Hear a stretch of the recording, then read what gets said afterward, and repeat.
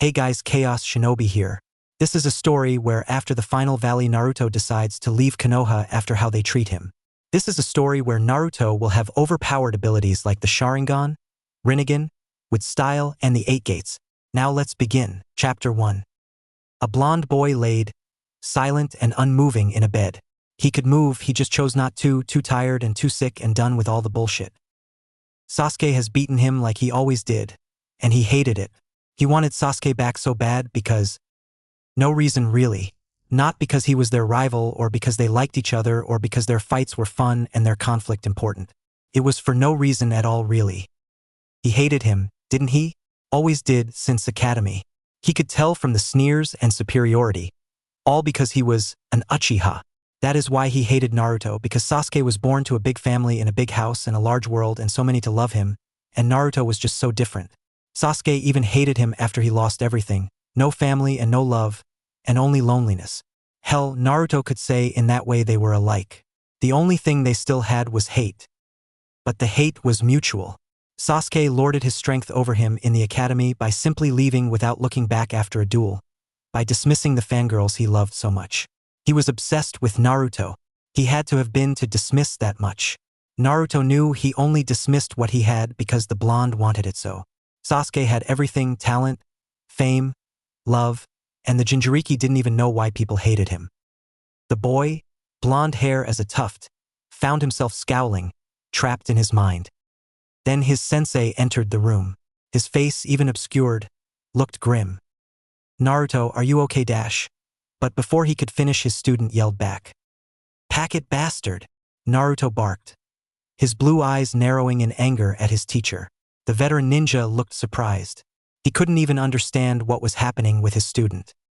"You did this," Naruto said, pointing to the barely healing wound on his chest, a vicious sneer marring his whiskered face.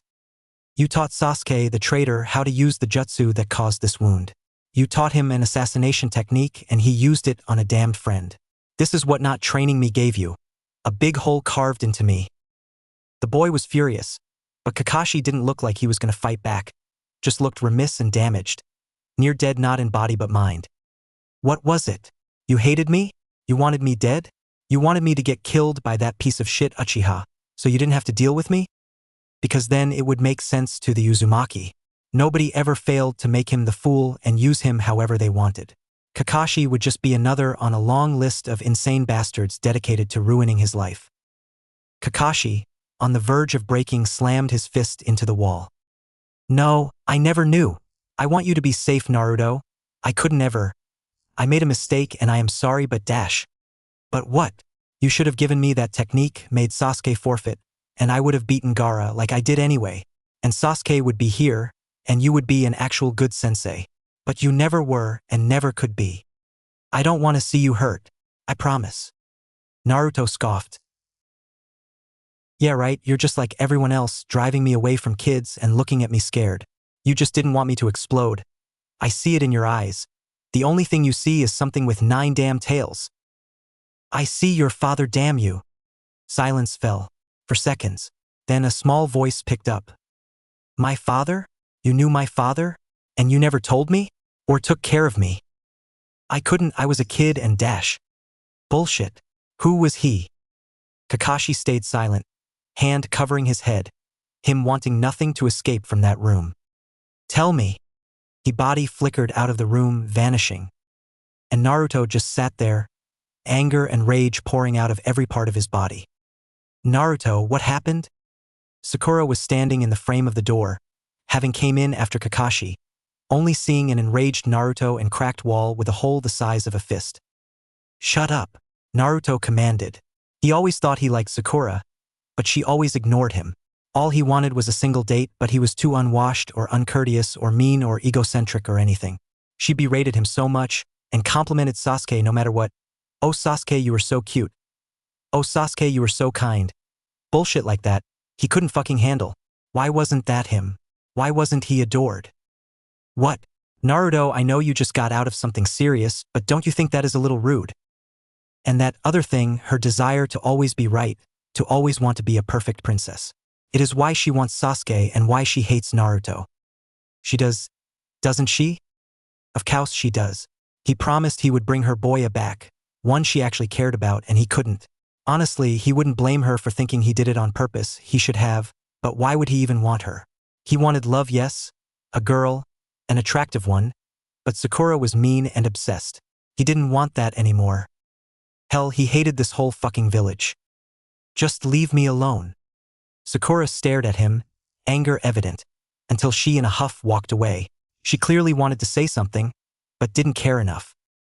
Naruto just sat there, angry.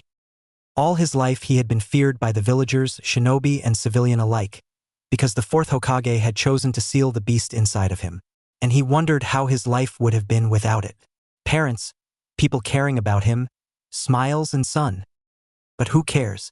Could have been some other kid, yes, but then he would have been Naruto Uzumaki, right? An orphan name given to honor the lost Uzumaki clan, and a pointless descriptor of Maelstrom. His name meant nothing. No history. He was blonde, so he couldn't even pretend to be an Uzumaki. But he was Naruto Uzumaki, and that was what mattered. Not the villagers, not Kakashi, not Sakura, and definitely not Sasuke. Him. If he wanted to do something, he did it. He was in the hospital, but how many were too because of what Sasuke did? Choji, Neji, Kiba. All fought nearly to their last, for one Uchiha prick. No, he wouldn't let that happen. He would become strong. Strong enough to kill Sasuke and stop them from ever feeling that pain again. And if anyone tried to halt him, he would kill them. He had to. He was a ninja. He said his goodbyes to his fellow shinobi, and then left, satisfied and changed. He wanted to get stronger, strong enough to put Kakashi in the dirt and spit in the face of the people who were scared of him. He wanted them to fear him, not the beast inside. Jiraiya taught him how to use it, but he didn't need it. It made him weak and reliant, he thought, as his body faced the dirt, exerting pressure push-up after push-up. He always stayed fit, but he didn't do it right. He didn't have a teacher to show him how to fight, but he remembered how he did against Sasuke, and so he started to invent his own style of fighting.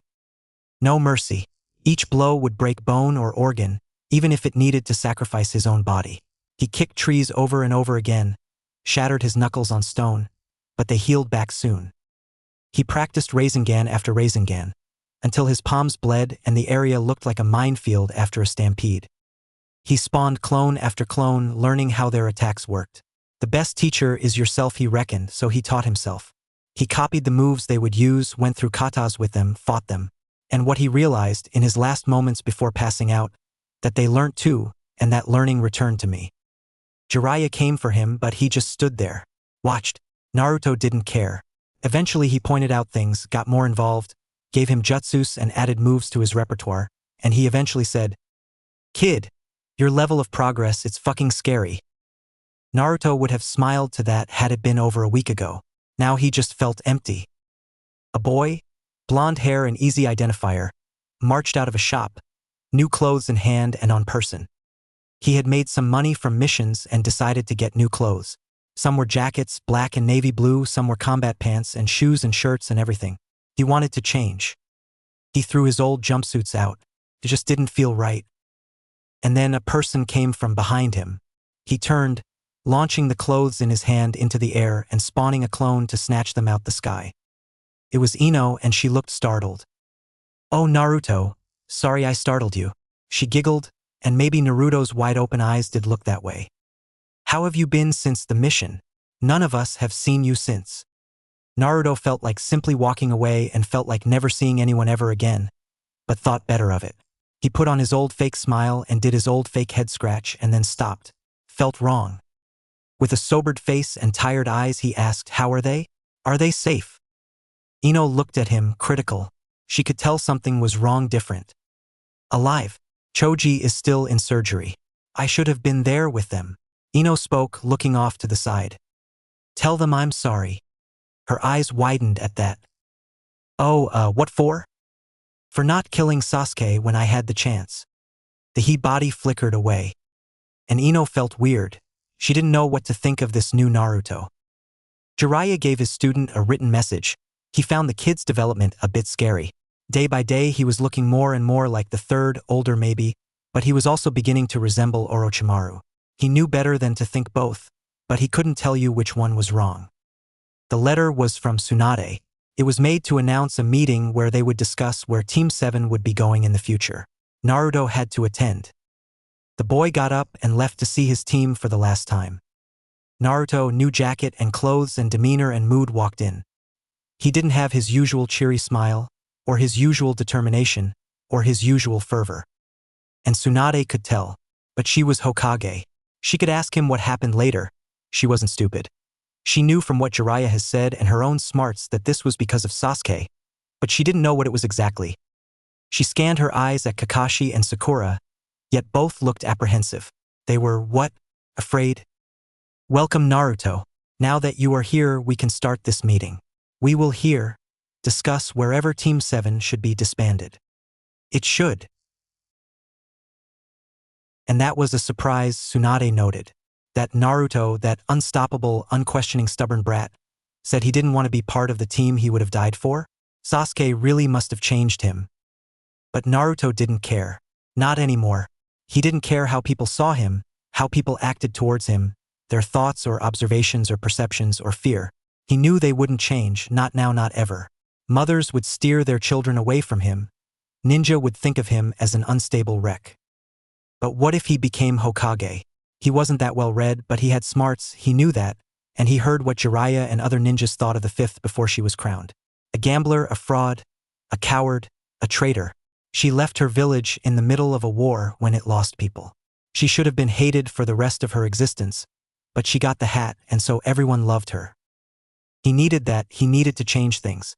He needed for people to have their perception of him stripped away, for that hat to be his. And the first step to that was leaving his team. Naruto-Sakura began, before Tsunade's hand came up, silencing her. Let him speak before you interrupt. Naruto composed himself, a small amount of vindication rising inside himself. 2 reasons, really. Sasuke is gone, and I don't want Kakashi to be my sensei. Elaborate. Well, Sasuke isn't going to come back. And I don't think there is any reason to continue without him. And Kakashi taught Sasuke, a traitor, that lightning arm thing. I don't think I can be on the same team as a guy like that. He kept his parentage in his back pocket. Part of him was scared of who they were, because why wouldn't the third tell him? They were killers or traitors, and that is why the fourth got to use him. Because he was worthless because of his birth. And then he became less that worthless. That was why Kakashi didn't want to teach him, because he saw his traitor father in his place, and obviously teaching a child like that a single technique was going to end in failure. And he could handle it because his whole life he had seen people look through him, see people where there aren't people, see the fox where a boy stood. Kakashi was just another fool. Kakashi, would you like to counter any points Naruto brought up? Tsunade asked, her pose open and measuring. Kakashi, Naruto noted, looked like he didn't want to speak, didn't want to exist, but he forced something out of himself. Sasuke, he was going to die fighting Gaara. And back when we didn't know the exams were a battle, when we thought it was just a contest, we needed Sasuke to win. I needed to, and I didn't trust myself to teach Naruto. So I guess he is right, I guess we should disband.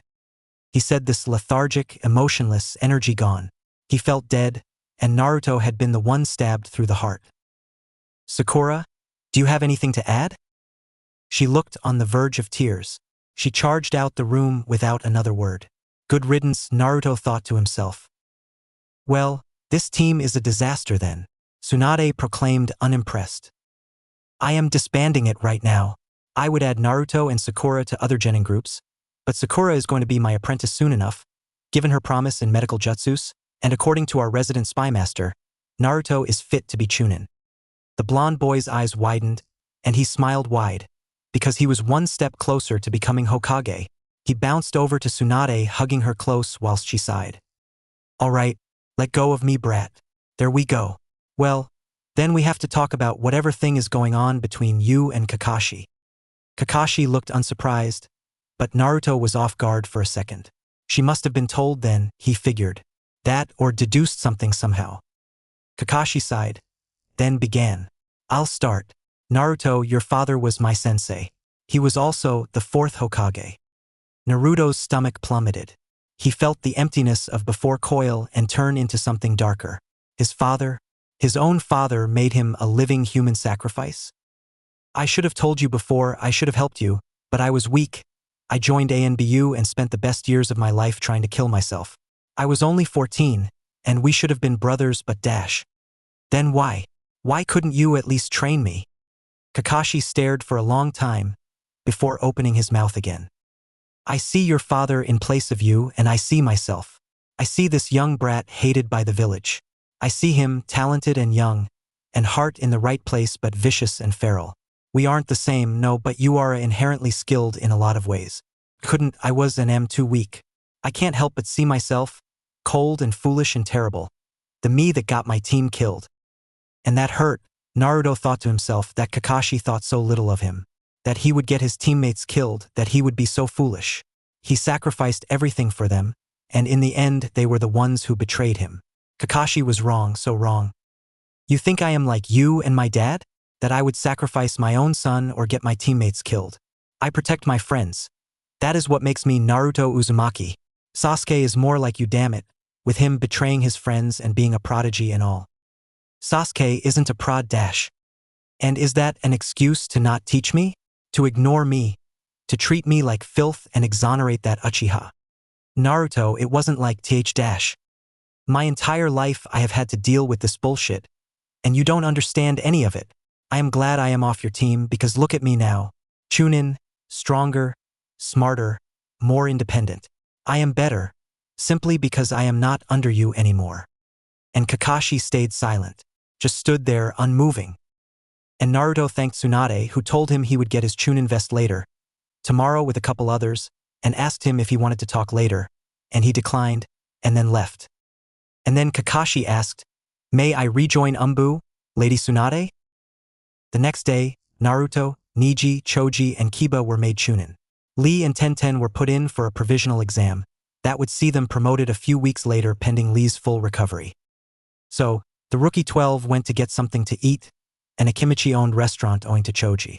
His family were more than willing to provide the food for everyone to eat, and even though most of the inhabitants weren't, it felt like a family home. Well, if your family were made of the best chefs in the elemental nations. Naruto didn't eat much though. Every day he looked better, stronger. He had even grown a couple inches in what he assumed was a late growth spurt, so now he was a little taller than even Ino. Despite that, his stomach felt full, or rather, disturbed. "Hey Naruto, are you going to eat that?" Choji asked, bandages still wrapped around his body and food stuffed in his mouth.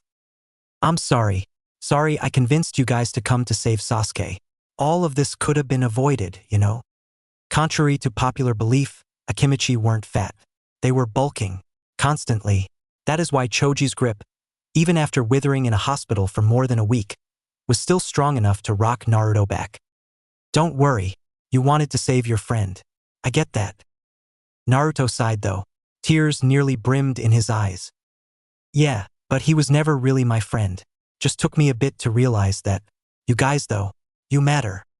Choji looked stunned for a moment, and then he smiled. Naruto cleaned his plate after. Then another. The food was really fucking good. He reckoned before the end of the year, he would be stronger than Kakashi.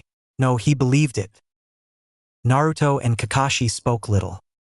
Naruto didn't want his help, and Kakashi couldn't offer much more than that. They talked about his mother though. "I know, I don't want to bother you, but I need to tell you about your mother." The blonde scoffed. "Why? You think I want to know the identity of someone else who sacrificed me, who put this beast inside me? No, your mother wouldn't have wanted that for you. She would have fought your Minato on that. She was a Jinchuriki herself, holder of the 9 tails before you." Then Naruto thought to himself. Well, it makes sense that there would have been one from before. But wait a second, that means she died when the 9 tails got ripped from her, right? How the hell did that even happen?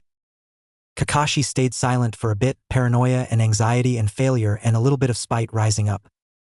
"Well, answer me." "Grief too. Your birth. The seal weakens during childbirth. We took every precaution, but it still didn't work." And that grief hit Naruto like an explosive note. My birth killed my mother? Because what then? Was he a monster?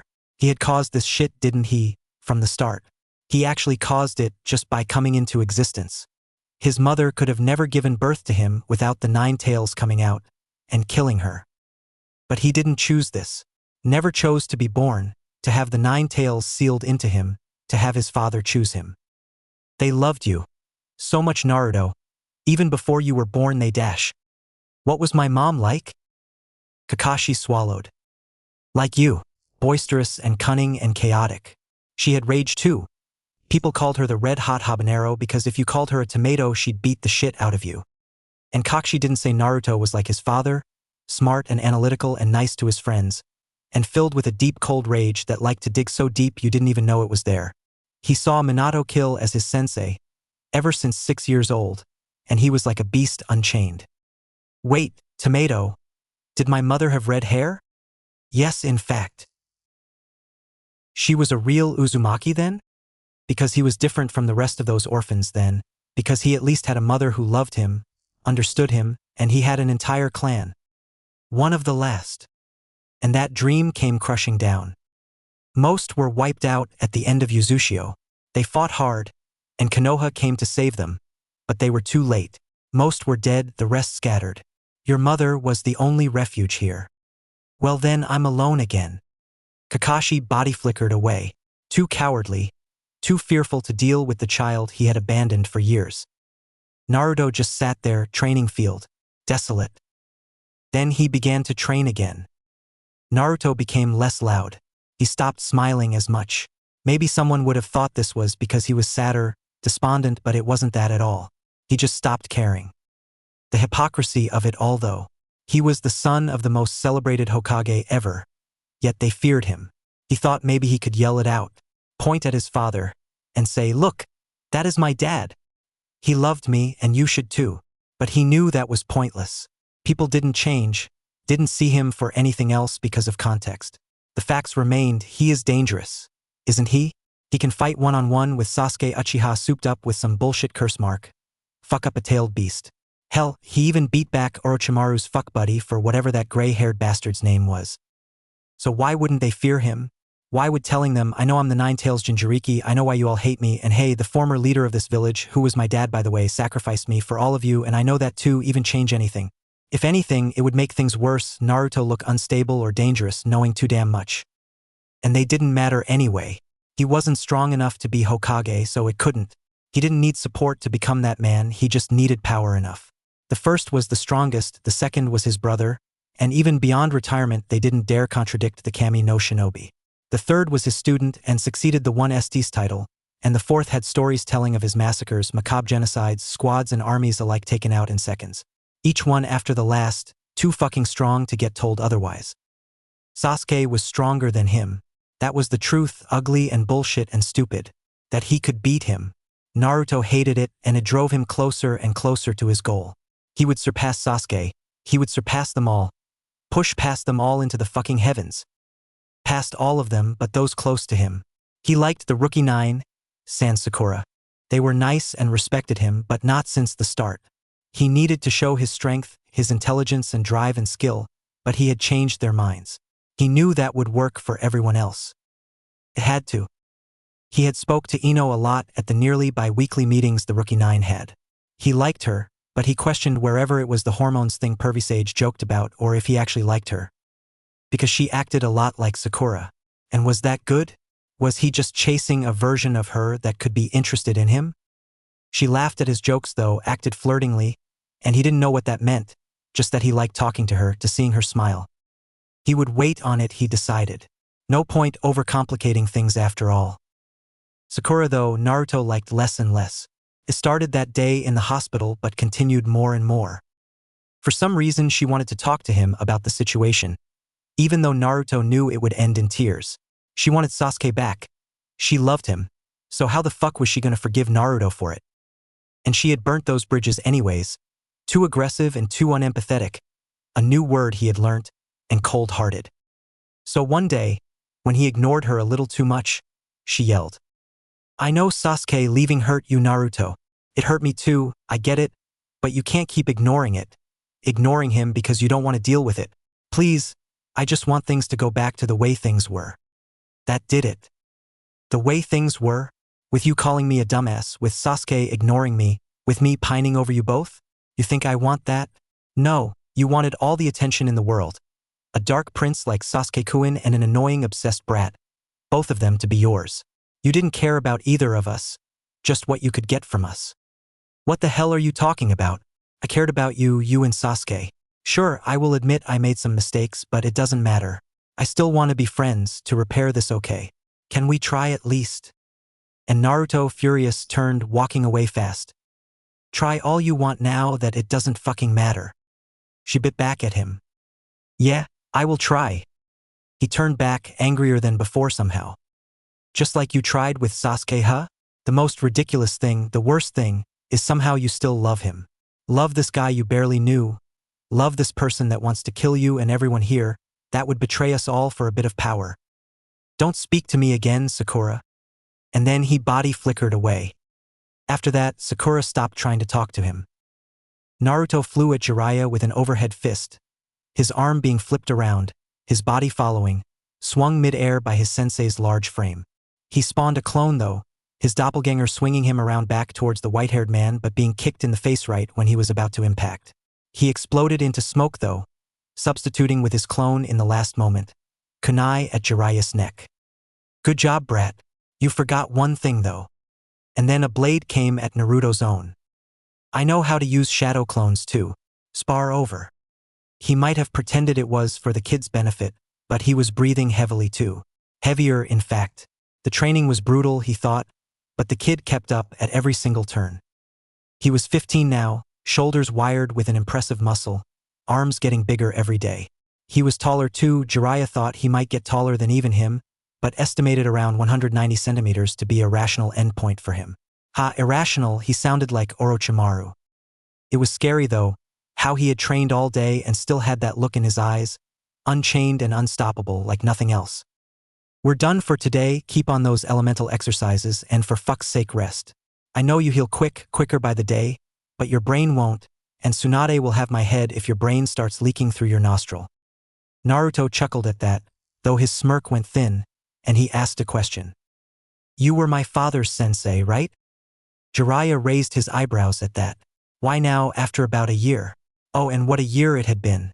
He had hoped to show Naruto the world, give him some life tips, and visit every brothel he could find, as part of his mission on getting intelligence on Akatsuki, but he thinks it suited Naruto, at least this new Naruto, better to stay here even if he did hate how people looked at him. Yes, why? And Naruto looked, hard and heavy and with all the perception he could muster.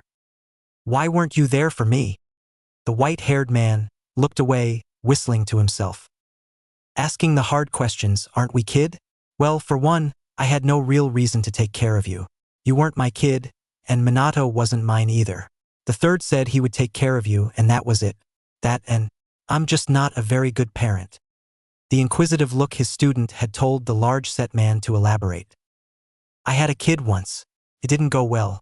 Civilian mother didn't want to go away from her family, that kind of thing. I tried to come for birthdays, but it never worked. I still feel guilty to this day. If I took care of you, well, back then I wasn't going to try my luck against a man who had raised 3 kids, and an entire village himself. I just didn't know Sarutobi would treat you like an orphan. Wait, so he could have adopted me? Made the most sense too. You're the Jinchuriki, you need to be loyal, strong, smart, get taught the laws of the village. Having a Hokage as a carer would do that for you. I think he had something against you. Not enough to make him hate you, but enough to make him not be able to raise you. Like his wife dying the day I was born? Uzumaki asked, anger in his eyes. Ahem, something like that. I am sorry. For what? Jiraiya laughed. I don't know. Everything. This whole fucking shitshow. I am the origin of your name, you know? Minato named you after a character in a dumb book I wrote. All of my students are dead, Naruto. Make sure you die after me this time. Naruto headed home, stripped of his training clothing, and put on a set of more casual clothes, black jacket and orange shirt included. He could still fight in this pair, he could with all of his clothes, but he didn't want to soak these with sweat. Soon he stalked into a restaurant, henge in use. Most of the ninjas could spot him, he made sure it was weak enough even sensing him dispelled it, but the civilians, those who worked as waiters for example, just look at him like a normal brown-haired boy. It was refreshing, normal but weird. It was a fix, but he wanted respect, not normality. He ordered a dish. He liked the churrascos a lot really, but even he liked variation, and as much he really appreciated the old man and his daughter for being nice to him, he did scare away some of the customers, and sometimes the pity grated on him. Came steak, seasoned to perfection, northern recipe, probably originating from somewhere like IWA. He had, regrettably, been studying, but he told himself if he wanted to be Hokage, he would have to be learned, smart. He couldn't go through life knowing nothing after all. And then he overheard a conversation to Kunoichi using an anti-eavesdropping jutsu, but it was easy enough for him to navigate his way through, opening a pathway, unscrambling their words, allowing him to understand. Did you hear about that Haruno Sakura? The Hokage's apprentice? Yes, her. Exciting news. Naruto himself didn't find it that exciting. He didn't hate Sakura, not anymore, had no reason to, but the wound still stung, even if it had healed. She chose to love a traitor, and yet she gets taught by the Hokage herself? It didn't make sense to him, a liability, though maybe that was just his spite talking. Why is that? Well, every Hokage, except the fourth, had been taught and tutored by the previous Hokage personally. It follows the next one after would be their student, and so, we would get a Haruno, a non-clan family, as Hokage. And Naruto stopped listening. His eyes glazed over. He couldn't see anything in front of him. Sounds seemed to be blanketed, halted by a sharp ringing. His face got hot. It felt like 1,000 newtons of force was pushing into his skull from all sides. He rushed out the restaurant, needing air. He just needed to breath. To breath. Sakura as Hokage? No fucking way. Not under his watch. But what did he have? Strength, something Sakura, any other ninja could have? Charisma? Didn't mean shit without support. And Tsunade? She wouldn't support him, no, she would support her student, the one she made into a copy of herself, who she knew could work and make the village better. So how was he meant to be Hokage then, if Sakura and everyone else was in the picture? Pervy sage, what makes a good Hokage? Jiraiya ignored the frustration building at the continuous use of the, whilst admittedly accurate, embarrassing nickname, because the brat had asked a pretty pertinent question. Well, you have to have smarts. You can't be a ruler without them. She was good at tests at least, never didn't finish in the top 3 in the academy. And you need people to like you. Tsunade likes you, kid, so that's a plus, he said with a grin. But that only made Naruto more uneasy, because she liked Sakura too. But none of that matters if you aren't strong, and if you don't want it. Me and Orochimaru were headers in that race once, and I'm a foolish drunk who pervs more than he spies, and Orochan is one of the most hated men in the elemental nations. We were both so strong it didn't matter. And there it was, the thing that made him better than Sakura, his strength. Day by day the gap was widening, she was getting further and further away, so far Naruto stopped seeing her as weaker, started seeing her as useless. He wondered why they were ever on the same team in the first place. Scary thing is, if Orochimaru came back wanting to be Hokage instead, I'm not sure everyone would have said no. Oro is a mean bastard, but the third was too. I have the scars from training to make me remember. The older ninja, and the younger ones who don't remember him could have welcomed him back, and he would have had a civil war for the top instead of an invasion. He didn't though, wanted destruction, not to be Hokage anymore. I guess people change, huh? He would have been welcomed back after his crimes? Forgive and forget. Even the most vicious people will get power if they fit the position. Show strength, unfortunately people tend to bend to you. Have followers and more still. Eventually it snowballs into owning a nation. At least that's how most of the modern nations were made. So all he would have to do is beat Sakura. Jiraiya poked Naruto firm in the chest. Promise me you won't become one of those ninja who uses power to just take what you want from everyone else. Naruto just looked up at him. Blank. Whatever. You probably don't get what I am saying anyway. And in the end Naruto didn't promise anything. Naruto got one of his old ramen pots, the ones he bought in bulk with the large amount of money the third gave him back when he was simply a student rather than a ninja, boiled some water in a pot, prepared to add the water to the noodles before thinking better of it. Instead, he got some chicken out, breast, slicing the meat into small chunks, adding the water to the pot but then putting the pot ramen and some other vegetables into a pan where he fried the chicken too. It wasn't Ikaraku's, but it was his own cooking, and that made it taste nearly as good. What made a friend though? He thought to himself. Is it being there for you? No. His plants, his apartment, the air was always there for him, but could never comfort him, couldn't mean anything more than appreciation. Someone you have a response to then, A relationship with them goes both ways and changes on how they perceive you. The cats he met walking around fit the bill, though they tended to shriek and walk away from him, like everyone else. The rookie 9, though, they talked to him. They respected him. But were they true friends? Close friends? Haku was, he thought, the kind of person that understood him. That was it then. A true friend is one that understands your soul completely, that can look at you and know what you are, what you represent. And that was what he was missing. Peer. Did he want that? To stand peerless against the world? To have nobody else to fight? Did he want someone good enough to match him? He didn't know yet. All he knew was the chicken tasted good. A knock came at his door. Naruto's ears perked up, confused. Who would come for him at this time? Was it from the Hokage? But when he opened the door, it was Ino. She had a smile, closed eyes, like she was struggling with something that should be simple. Hey Naruto, could I come in to speak with you? She shuffled around a bit, awkward. Naruto let her inside, following behind her to his couch. Then they sat, silent, the rising awkwardness almost overwhelming now. Then Ino blurted out, I think I like you, then covering her mouth like she had said something wrong. Naruto felt a warmth in his chest though, a feeling he could only describe as right, and maybe if it was the him of before, who chased his heart no matter what, maybe he would have jumped up and down like a fool and hugged her, but he forced himself to think. Did he like Ino? She was a lot like Sakura, nicer. Sure, but the problems he had with Sakura weren't just her temper, were they? She was obsessed, vapid, rude, mean, and a lot of these applied to Ino. She liked to dress well. She liked to pine over boys, wasn't too nice to everyone. That didn't mean she was a bad person, no. But was he ready to be in a relationship with someone? I like you too, but as a friend, Ino. Don't be offended, please, but I don't know if I am ready for that kind of thing. She looked at him then, teal eyes looking so vulnerable and sad, looked to the side. She looked like she understood something. Him, maybe. I get it. I'm sorry. Have a nice day, Naruto. Then she rushed out the door. Naruto's heart fell. He might have seen her crying. He didn't quite remember. He finished his chicken ramen. Tasted okay. Another B rank, Naruto Uzumaki thought, another shitty team who didn't care.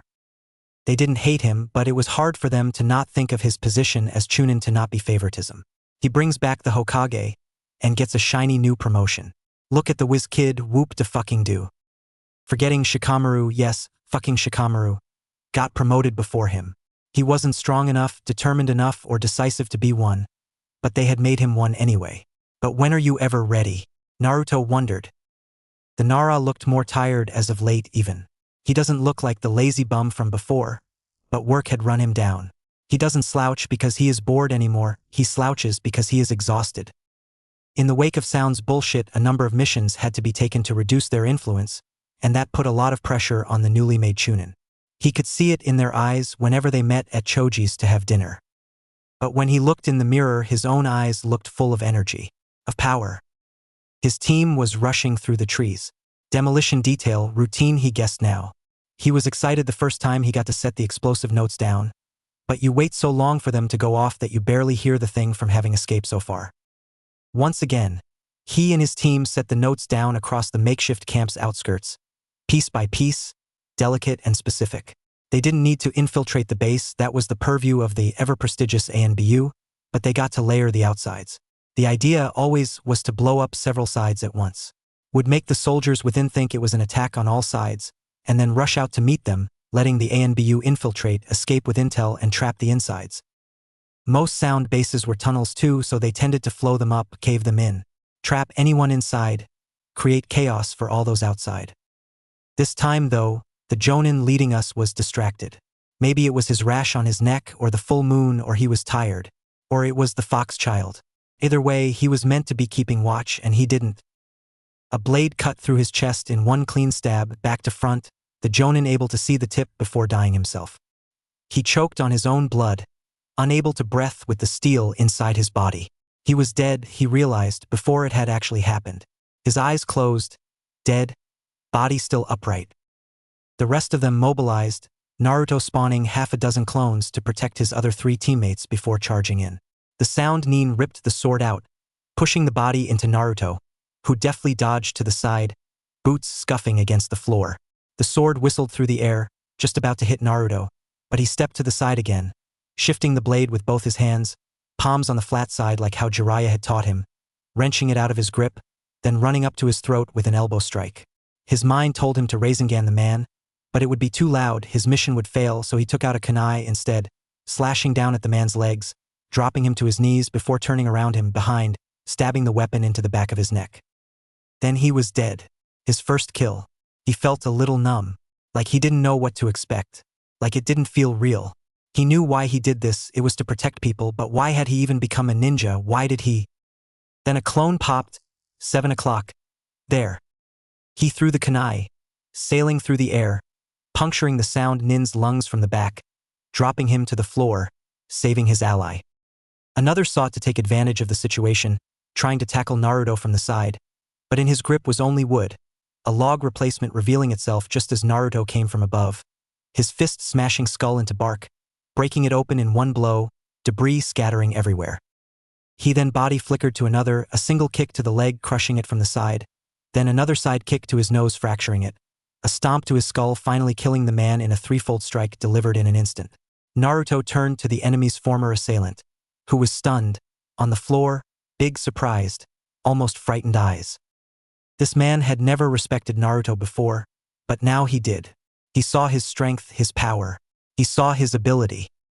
His grasped onto Naruto's outstretched arm, as they both rushed to set the explosives fuse off, Naruto lighting a small flame to ignite the entire thing, but seeing the chaos already, his teammates still fighting foes off, he left a clone instead. "Follow me." The man did as he said, Naruto summoning yet more clones, the able-bodied doppelgangers slaughtering the enemy. His team linking up with him, them escaping into the night. He came upon another foe, ducking underneath a reverse roundhouse, seeing an opening just on his chest, a swirling blue ball of chakra, ribbons of slicing hurting blades materializing in his hand. He drilled the Rasengan into her with a scream, the ball ripping apart her torso, before taking her in the air, the explosion destroying her completely, her cries of pain followed by a deep, powerful bang. He didn't need clones anymore, not after his training. He flickered then, slicing through the neck of one, stabbing into the skull of another, then caving in the chest of the final one with a powerful drop kick. He turned then, towards the camp, towards the black sky twinkling with stars. He saw it all. Then he saw fire, as the clone lit the explosives, and a massive explosion shook the forest, leaves bouncing about because of the rapid winds of the detonation. Naruto looked at the explosion this time. It was pretty. After the mission, he could tell they all feared him. But it was him, not the Nine Tails, not that beast inside. He was going to be known as Naruto Uzumaki, damn it, even if he had to kill to do it. That was his ninja way. And he was going to be the Hokage too. Just not the way he thought. Naruto, whenever his group of friends went out, would be at one end, and Sakura at another. They wouldn't speak, wouldn't share glances, would stay as far away from each other as possible. Despite that, Naruto still heard what she said. Even from a young age, he had always had better senses than most, perfect vision and good hearing, and even a nose poised to smell where people had been. Jiraiya weirdly smelt better than most, especially better than those who came stumbling out of bars or the Red District at night, when Naruto liked to go on walks to clear his mind. He didn't take note on her conversation usually, preferring to actually socialize, to talk to the people that actually bothered with him, that enjoyed his presence, but occasionally she would talk and something important would happen. This time was one of the few where Shikamaru joined Sakura's side of the restaurant they had booked out. Shinobi owned and built to handle multiple squads coming together for parties and meetups. They talked, normal for a while, until Shikamaru poked at her, prodded at her. "Are you still hung up on Sasuke? A troublesome guy like that shouldn't matter." He couldn't see his pink-haired former teammate, but he could image the face she was making, imbued with fury and rage. He wanted little to do with her though, so he sat back and let Shikamaru get berated. "He doesn't. It isn't like he is overriding my life, ruining me. I am Tsunade's student. I have all my friends around me. I am safe and getting stronger. So clearly, I'm not getting hung up on him." Shikamaru, showing a motivation rare for him, continued his pursuit. "You are though, don't pretend we don't know. You haven't pursued anything else but your work, trying to distract you from him, running away from the fact you still know, that you would want him to come back despite that. And so what? He was my friend. Of course I feel bad about it, I want him back. But that's normal. You just want to attack me for ever liking him, for being close to him because you feel betrayed when I was betrayed the most. I don't see you attacking N-. And then she stopped and looked around. The rest of her friends were looking at her. Surprised, yes. But slowly her eyes were drawn to the Uzumaki. An unimpressed look, boring blue eyes, half-lidded staring straight at her. Sorry for the disruption, everyone, she said to the room, then walked out the door. Ino followed after her. And Naruto knew she would never get over Sasuke, that he would always be a part of her, that it didn't matter how strong she got, she would always be his. If she became, in that insane universe where she got to be Hokage, what guarantee would Naruto have that Sasuke wouldn't come back? And she wouldn't give him everything? That she wouldn't hand his head on a platter to the Uchiha Lord, loved by all and celebrated despite his actions, despite his crimes. What would Sakura being Hokage end with except death? Naruto had managed to do it yet again. Yet he was still apprehensive, exploring the sewers of his mind, cracked pipes and horrid smell, and dripping water the only sound aside from a low breathing. He followed it, further and further in, seeming to walk miles, hours, until he was in front of the cage itself. And two deep red eyes stared back, unblinking, furious. Why are you so angry, QBI? It huffed the power so much it blew up Naruto's jacket by a bit. What is it to you, human? You think you can talk me down like you did that Tanuki child? You failed with your brother, the Uchiha. You have no chance of succeeding with me. That burned Naruto. If he was a year younger, maybe he would have yelled, screamed. But now he was just filled with a cold, seething anger. You are weaker now than before, Fox. Oh? You claim to know of my strength, scum? Then the beast rose, the darkened figure in the black of its cell rising and rising until the only thing that could be saw was a huge mountain of shadow, towering above, its paws the only evidence it hadn't transformed. Naruto wasn't impressed though, because he remembered it being bigger. You are weaker than before. You preyed on my insecurities, my faults, but I confronted them, defeated them, and bit by bit you have been starving, because I haven't been feeding you. And then it fell silent, and slammed itself into the bars of its prison, the fox orange and deranged forced grin slamming through as the gat shuddered, water splashed and sloshed, the walls creaked. You humans always think you are more than you are. Scum. Nothing. Pitiful creations of the earth which serve little purpose. You think you will defeat me, destroy my immortality. Never. We are eternal and you are temporary and foolish and idiotic and true evil. You will never beat me. And then the beast stopped, seeming to calm down, and in the end his outburst had done nothing. Naruto turned around, shaking his head. He woke up the next moment, covered in his own sweat. He got up and showered. Only then did his heart, filled with fear and excitation both, calmed, and his smile fell. Bit by bit he was beating the fox, he could feel it. One day, Uzumaki Naruto was walking. It was a bit dark. The sun had set, but it wasn't too late, and a thought sprung to his head. He really didn't want Sakura to be Hokage, but the possibility rolled itself around his head and he couldn't dismiss it. He knew she wouldn't do well, she would ruin things, herself even. He knew Sasuke was too dangerous to be let live, that Sakura had always been weak. Yet all she needed was a trump card, and in say 5 years' time she would be ready if she didn't fail. So all he needed was her guarantee that she wouldn't be Hokage, that she wouldn't steal it from him. Then he would leave her alone. 100%. She used to live with her parents, Chunin, both war vets but not very accomplished, but he heard from others that she lived in her own apartment now to get away from her parents and to get closer to her teacher, set up near the north end of the village in the Senju quarters. He simply walked in. He was just going up to meet her, to talk. The corridor was a mint green hue, and his footsteps against it were loud, echoed because he didn't care to silence his footsteps. Then she walked out, spotting him, surprise filling her green eyes. Naruto. He tried to regain his composure. Sorry for missing your 15th birthday. That isn't the only reason you're here, surely. He had a grim kind of smile. No, Well, he coughed. I have heard that you have a chance to become Hokage, and I want you to tell me you won't, that all you want to be is a great kunoichi, a great medic. Sakura squinted her eyes at Naruto, and he couldn't decipher what she wanted. if what she felt was fear or confusion or offense. So you are scared that you won't get to be Hokage because what? I am Tsunade's student? Shizune must be next on your list then. Don't ridicule me, you know you have at least a chance. I am not being groomed for Hokage. If anyone is, it's you, Naruto. His eye twitched. Just tell me you won't. Now Sakura looked angry, unambiguously. She was pissed. Won't what? Pursue a life where I'll be the most respected and loved kunoichi? No, person in the village? Become the best ninja I can be? If I get picked as Hokage, it is because I am the best candidate and you aren't. You're a brat, an idiot you always have been. You let Sasuke get away, you let Dash. And then Sakura didn't get to finish, as Naruto had sunk a kunai into her stomach. She looked up at him, and she saw pure rage.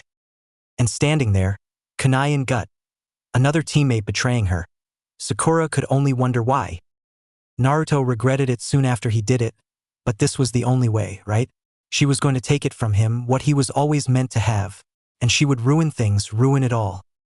And Sakura, like with Sasuke, only regretted what had happened, regretted not seeing what was happening with Sasuke, not stopping him, and regretted saying what she just did to Naruto. She didn't want to be Hokage. She wanted to settle down with a good-looking husband and have a great career as a strong kunoichi like Tsunade, wanted to make people's lives better, not command people and lead them, force them to go and fight in her name. Naruto didn't know what he would have done in those next few moments, wherever he would have apologized and tried to help, or continue attacking her, but he couldn't because his arms simply wouldn't move. Naruto, what the hell are you doing? The furious voice of Shikamaru rung out, confusion and anger evident in his yell. He had always questioned why these two couldn't get together, and now things were even worse. Let me go, Shika. Let me go and I won't have to kill her. The shadow under him kept strong though. What the fuck is wrong with you? First Sasuke, now you. I thought you were Dash. And then Naruto, driven by fury, broke free, turning towards his fellow leaf ninja in anger, not noticing Sakura beginning to reel her fist back. It slammed into his left cheek with a resounding thud. The force so strong Naruto was propelled by his head through the air, through one of the apartment walls in fact, the cracking of concrete and explosion from his impact reverberating against Sakura's eardrums even when the dust obscured his form. Then she looked down, and saw her arm red, bleeding from the chakra she had put into it. She wasn't ready yet, it seemed. Tsunade's technique was still out of her reach. You alright? That's a lot of blood. Sakura didn't hesitate to use her healing palm, biting back gasps of pain to repair the cuts on her arm. She responded to him, adrenaline running through her system, filling her with energy despite the kunai in her stomach. We need to chase after him. We need to stop him, Shika Dash. You need to get to a hospital, idiot. Let him run away. Don't let him have killed you because you neglected yourself. And his eyes were so angry, almost as angry as hers, but she could tell he didn't want to lose another friend. So she nodded, and he helped her limp away to get help and alert someone. Someone strong, Shikamaru thought. Naruto was panicking. He was thinking, 500,000 possibilities running through his mind, thinking how the hell he was going to escape. Another 500,000 were doubting himself. They wouldn't understand, they couldn't. He did what was necessary, of course he did, but they wouldn't have seen it that way. How much he needed to protect them. From her. Incompetency, foolishness, desire. Everything he hated about her would ruin people. That was what he told himself, what he needed to tell himself. He could go back and kill her, but then their pursuit would be closer and more imbued with fervor. He didn't want to really, he had lost his composure. Made a damned mistake. Did she really have a chance in the first place? Couldn't he have just beat her normally? He was fucked. He had made a mistake and now he was going to be captured, have the 9 tails inside him ripped out and executed. That was if they caught him though. The moment he was out of the rubble, he spawned around 100 clones and they dashed away in all directions. Some went nowhere, but most went to the main exits to the village or back to his apartment, where they would expect him to hide away. He himself was going elsewhere, to a little exit, must have been old ANBU, that let someone escape the village just by crawling into it. He found it when he was a child and had nothing better to do than dive into every nook and cranny he could find. Must have been hidden by Genjutsu, but it never affected him strong enough because of his fuzzy-furred prisoner.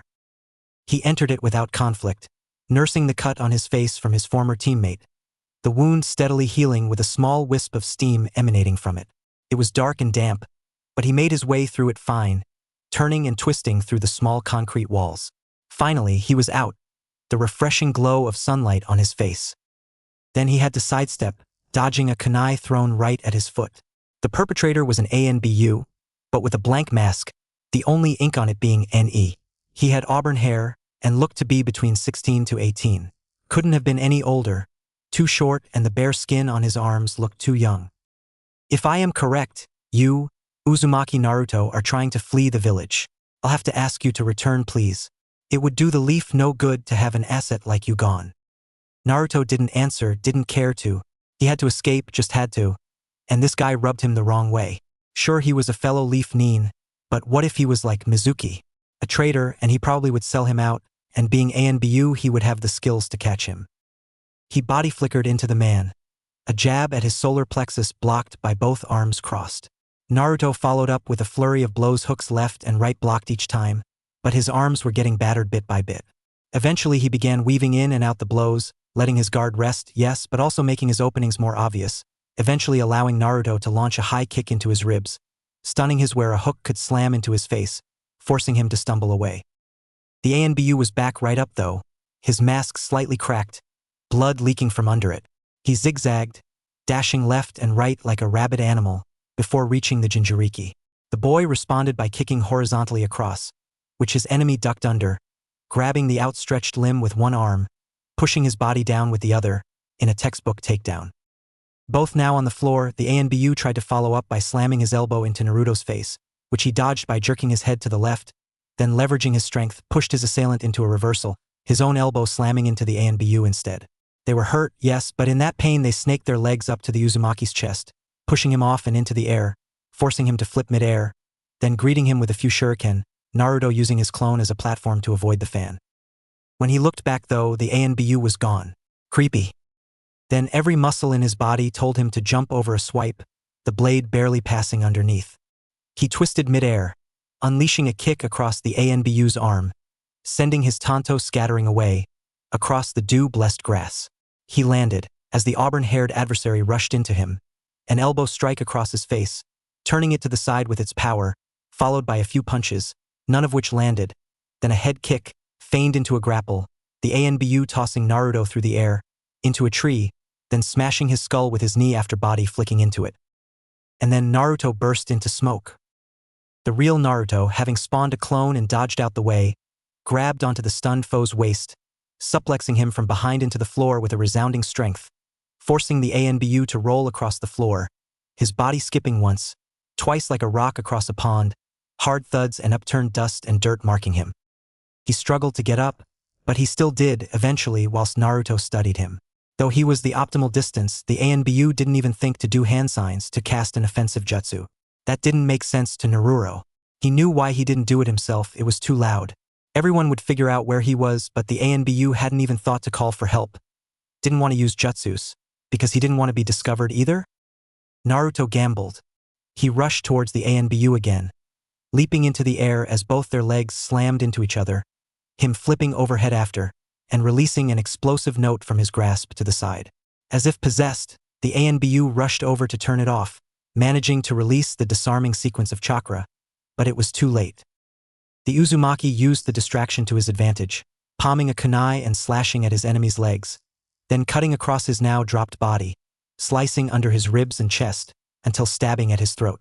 At the last second though, the man caught the kunai with his hand, the blade running through his fingers, piercing his neck but barely enough to sever it. T-Traitor. Then something happened. Naruto could feel a pulse of chakra run through his arm, into his brain, and suddenly he was inside his mindscape with the enemy in front of him, behind the bars of the Kubiai's cell. He removed his mask, weird, and opened his mouth to speak. I am Yamanaka Fu, and you have betrayed the village. I want you to know, scum, that we will never stop chasing you. Not until we rip the soul out of you and put your beast inside someone else. You hear me, dash? And then a roar came bellowing out as the Kubiai clasped his jaws around the ANBU, killing him instantly, the fox chewing and swallowing before proclaiming. Pitiful as he is, no mere mortal shall be allowed to trespass on my container's mind. Now begone human. Then the beast retreated to the back of his cell, into the shadows once more. And Naruto awoke to Fu, because that was his name apparently, dead, his eyes distant and far away, his nose running with a waterfall of blood, eyes crying red tears, ears full with a scarlet liquid. It was gruesome, and Naruto felt deserved. He wasted no time sprinting at top speed again. He needed to head west, to Suna, then he would be safe. Tsunade rushed down. She would have been sprinting if it wouldn't make her look manic. Shizun by her side, hospital corridors seeming a blur as her mind rushed with a million different things. She almost smashed the door open, and she saw Sakura, a medic nin seeing to her wound. She looked pale but still conscious and strong. She pushed the medic nin to the side, who was grateful for the break, letting Tsunade work on Sakura herself. "Sakura, you're going to be all right." "I know," she said, nearly lethargic, but with determination. "Who did this to you?" She knew, of course, but she wanted Sakura to say. Instead, though, a voice from behind answered, "Naruto did it." She turned to look at Shikamaru. Anger, rage was her first thought, but then confusion and analysis. Why the hell would he even think of that? I don't know, but he and Sakura had been fighting a lot. Maybe he just got pissed. Then her eyes opened, realization hitting her like a truck. The 9 tails, feeding into his anger. After this long, with the seal weakened, it could have changed his personality. He got corrupted somehow. The wound was repaired. Tsunade walked out, to let Sakura recover, and get a drink. She had lost someone else, it seems. Naruto unfurled a makeshift shamak off his head. The sandstorm he had just been engulfed by in the early moments of the morning dissipating and revealing clear blue skies and the endless sands of the desert. Sweat poured down his head, the Uzumaki taking a swig of an empty water skin. It didn't make him less tired, but it gave him some comfort, as his legs trekked further and further into the land.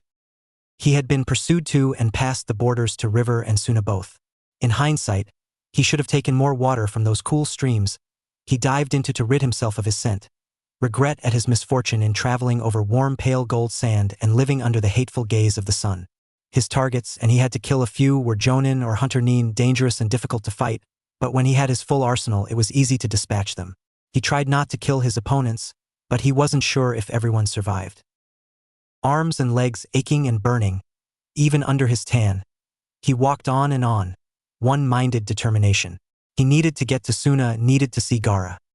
He didn't know how long his sandals thudded against the ground, his now worn trousers caked with sand, wisps of his cut jacket flowing in the wind, his only comfort the scarf wrapped around his neck, made from a Jonin's own shirt, blue and tight-knit, until he opened his weak, sleep-deprived eyes and saw a dot in the distance. One that became a blot. That became a block. That became a building. And then a wall. And then a city. It was huge. He had no other thoughts, as he neared more and more, and the brown wall seemed to arch above and above, until it blocked out the sun. It was so much taller than the Leaf's wall, built high and high to keep out the sandstorms, the scars of its assault visible on the structure itself. Maybe there were people rushing to him, he wouldn't have known. He was too busy looking at the wall, as his vision darkened, and he dropped face first into the floor. He had made it. Suna. Lady Tsunade, surely you can't send our troops into Wind Country to search for Naruto. Hamura, old member of a sort of advisory council to Hiruzen, and now nothing but an entitled old man, told the Hokage. I can do whatever I damn please, you old fool. He is our Jinchuriki, and a possible missing Nin dash. Possible? He attacked one of our kunoichi, your student mind you, and several other shinobi after his escape. You can't possibly think he is innocent. Tsunade stayed silent for a moment, then motioned for her assistant Shizun to come to her. Make sure we get a line of correspondence with Suna. They need to tell us if, when Naruto gets to them. Make sure they understand our position of power and how desperately we need him. What if they hide him? The black-haired Kanochi, holding a few scraps of paper, asked. Then one of our spies will tell us, and then it will be war. One will win. You're awake. A redhead spoke, his burgundy vest, long waist-reaching fabrics dangling past his body. Naruto noted how little his body had changed compared to his stature better, his muscles corded and big, giving him a larger frame, and finally his height. As he pulled himself from the bed he had been put in, he began to tower over Gaara. A glass of water floated next to Naruto, the object balanced with an impressive show of control on a platform of sand. He took the cup, drinking in small sips, and then swallowing the thing whole in one big gulp. He still had that same sense of gluttony from when he was younger, maybe learned from his huge appetite he had from a young age. Thanks for that, Gaara. I'm in sooner right. It has been a while. You have changed. A tense silence followed. Did you do it? Do what? Attack your teammate? Blue eyes locked onto turquoise. I had to Gaara. She was going to be Hokage, and I couldn't let her. I needed to be the one. Wasn't she one of your precious people? Ah, that phrase. It had been so long since Team 7. Since he had uttered it, he felt he could have forgotten it. But flashes of Haku running through his mind told him he never could have. I thought she was for a while, but I was wrong. It was a mistake though. I should have left her alone, worked to better myself, made links and forged alliances rather than trying to kill her. It was a mistake. Gaara made some sort of contemplative grunt, then continued, his choice of action simple. Well, then we will need to lie. Push a narrative that you only defended yourself, that she attacked first, that you needed help so you fled to us. Naruto looked up, his mind racing. You would defend me just like that? You would do the same. Naruto took a hesitant step forward, then hugged the boy, his true friend. But Naruto, I can't protect you forever. I'll teach people to give you lessons on subterfuge, give you an escort, but even if I plead they will come for you and negotiations will break down, and I can't go to war for you when I don't know if I'll win. That makes sense. But what after? I just give up on being Hokage. I give up on that dream. Gaara thought himself for a few moments.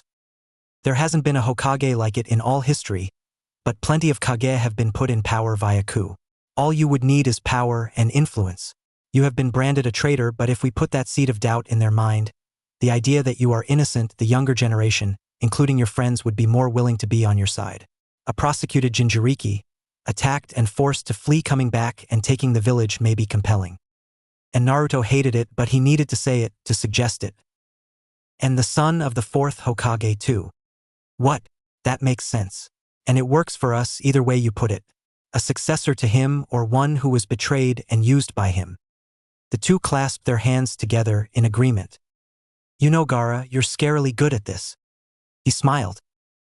Naruto walked out, a white face mask covering his whiskers. Gaara made it clear he wasn't to be seen in public, to give them as much time as possible inside Suna before he was driven off by Konoha. The sun was above, noon he guessed, the heat and brightness reflecting off his new white garb, soft, comfortable silk that twisted in the light breeze. He was out to meet his escort, a jonin he was told. Hey Naruto, that you?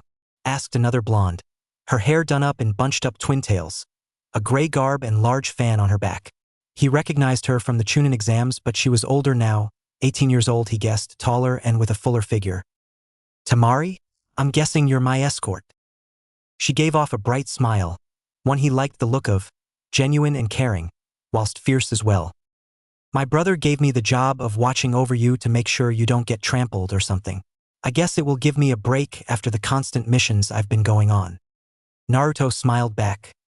Well, my valiant escort, do you have anywhere in the village you would like to show to a visitor? Tamari smirked, holding her chin in her small hand, looking up and to the left in a kind of concentration. A lot. Let's get some lunch first.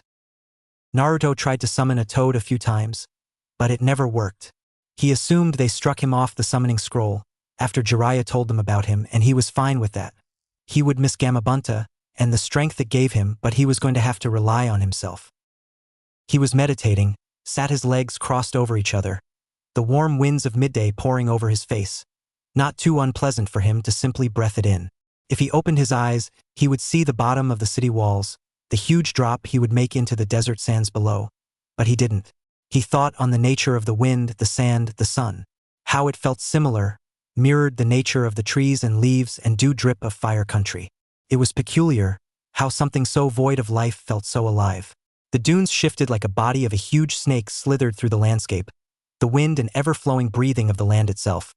The glow of the sun's heat a warm reminder. A grip, too strong but motherly, holding onto your face, your back, your everything. It was all connected, he realized. It was all linked. Toge. Naruto. I know I told you to relax after training, but you've been up here for like an hour. I had to ask Baki where you were even. Naruto was snapped out of his thoughts by his escort. Her battle attire from earlier soaked with sweat swapped out for stylish tights and a tunic, black and navy blue. Threads of red contrasted. Red like her lips corked up in a grin. Oh, sorry. I was just appreciating the nature. Naruto spoke, rubbing the back of his head in some sort of embarrassment. She sighed, but smiled through it. Never mind, I was just thinking, what if we went to get some curry? You seemed to like it last time. Naruto spent more and more time with Temari. It was natural, she was his guard, but there was something else. He looked at her a lot and she looked at him. Though she looked beautiful sometimes, and he would need to look away to hide his blush at that part of his mind. Maybe he had a crush, but he didn't want it to be like his time in Konoha. But following after her, watching her stride as she led him by arm through the streets of Suna, he wondered how this place could ever be like Konoha, and he started to think that he liked it.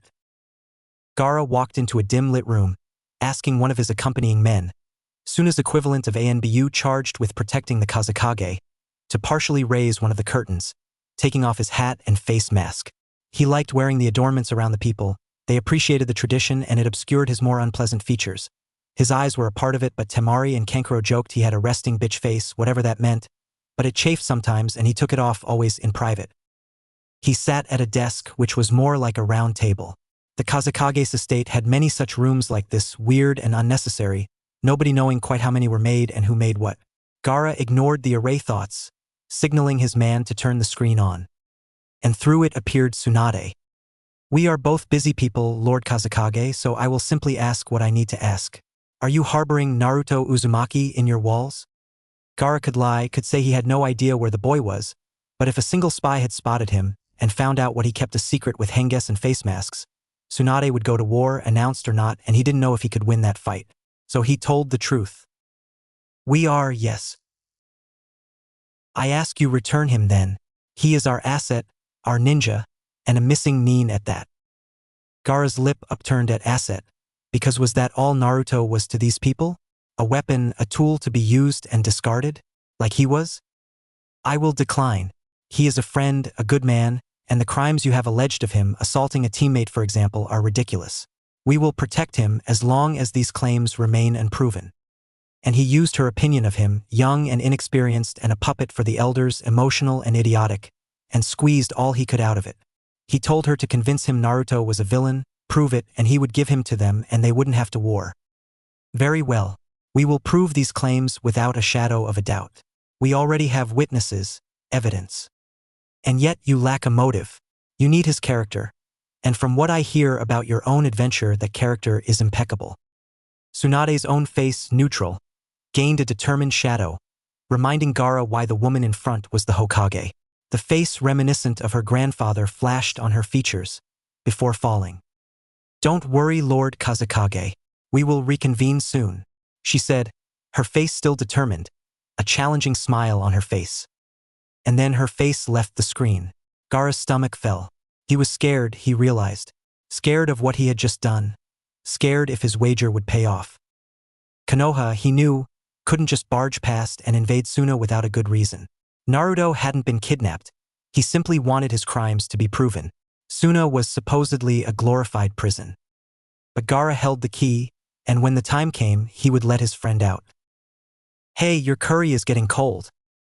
Naruto was shook out of his thoughts, his past, the leaf, by Temari's words. He looked at her wide-eyed, before smiling to himself, taking a big spoonful of the sauce. It was delicious, not in the same way Tuchi's was, but delicious nonetheless. He liked Suna a lot more than Leaf at least. He was able to walk down the road without people staying away from him, albeit with a mask. He could afford whatever food he wanted, had all the time in the world to train, and he had Temari by his side. Are you all right, Naruto? She asked, her expression remorseful but strangely determined. She knew what kind of things Naruto went through from her brother's tales. The constant fear, the lack of friends, the disdain. It all coalesced into something horrible, and she wanted to at least distract the boy from it. Definitely, since I'm with you, he spoke with a devilish grin. Temari didn't blush though, simply smiling and looking away, before Tutang. Flatterer. That's fair. I do enjoy my time with you though. Temari looked at Naruto from the side of her eye, taking a piece of bread, scooping her sauce with it, and taking a bite, before turning to the Jinchuriki again. Me too. You are an impressive man, Uzumaki. Naruto grinned. So formal, you wound me. Temari laughed, turning back to her meal. Naruto realized he enjoyed his time with her more than anyone else. More than his friends back in Konoha. He missed them, but she made him forget whenever she looked at him with that determined smile or those pretty, dark blue eyes. She was his best friend throughout this entire thing. Gaara too preoccupied with work to hang out, though he appreciated it when it happened. But even she couldn't distract him from those thoughts, of what his friends thought of him, Shikamaru and Sakura implanting a worm of traitorous thought into their minds, corrupting their idea of him bit by bit. Would Choji, Shino, Niji think he was a worthless traitor? A bastard who had been corrupted by something? It was a mistake, he knew, but it had built up for too long. Since he joined Team 7, since he joined the academy, since the moment he had took the first step outside the orphanage that feared him so much. Every moment built up to a rebellion, and Sakura was the outlet. He can't say he didn't feel foolish, maybe a little guilty, but every time he thought of being Hokage, everything he could ever want, he felt a little stronger, a little more justified in doing it. He needed it, he realized. Him being away from the village intensified that thought, that he needed to be there not just for the power and recognition, but for the control to turn the leaf into a village that deserves to exist. Should prosper, rather than be destroyed. He was stronger every day. Gaara, when he had the time, taught him of the desert. How to escape, how to use its winds to your advantage, how to stay hydrated, how to improve your stamina. His control became nearly masterful, his powers increasing as his body did. He had a wind affinity and Temari taught him so many things about it. Even without a chakra-conducting fan he was nearing beating her out, and he was glad she smiled rather than scowled when he improved. He had spent so long without that. You're spacing out again, she spoke with a pout. Naruto looked at her, a comeback brewing. Sorry, I'm just distracted by your beauty. That one made her blush even slightly. Naruto counted that as a win. Try that again, and see what happens. She spoke challengingly. I like your eyes. Her cheeks reddened again, and she charged at Naruto, took his head in her hands. Naruto nearly flinched away. But then she kissed him, chaste. Naruto was surprised, taken aback, but then he leaned into it. Then they separated and both were smiling. That is our ultimatum.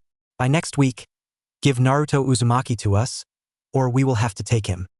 The Konoha envoy stood up from his chair and stomped out the room, followed by the nearly unseen NBU escort.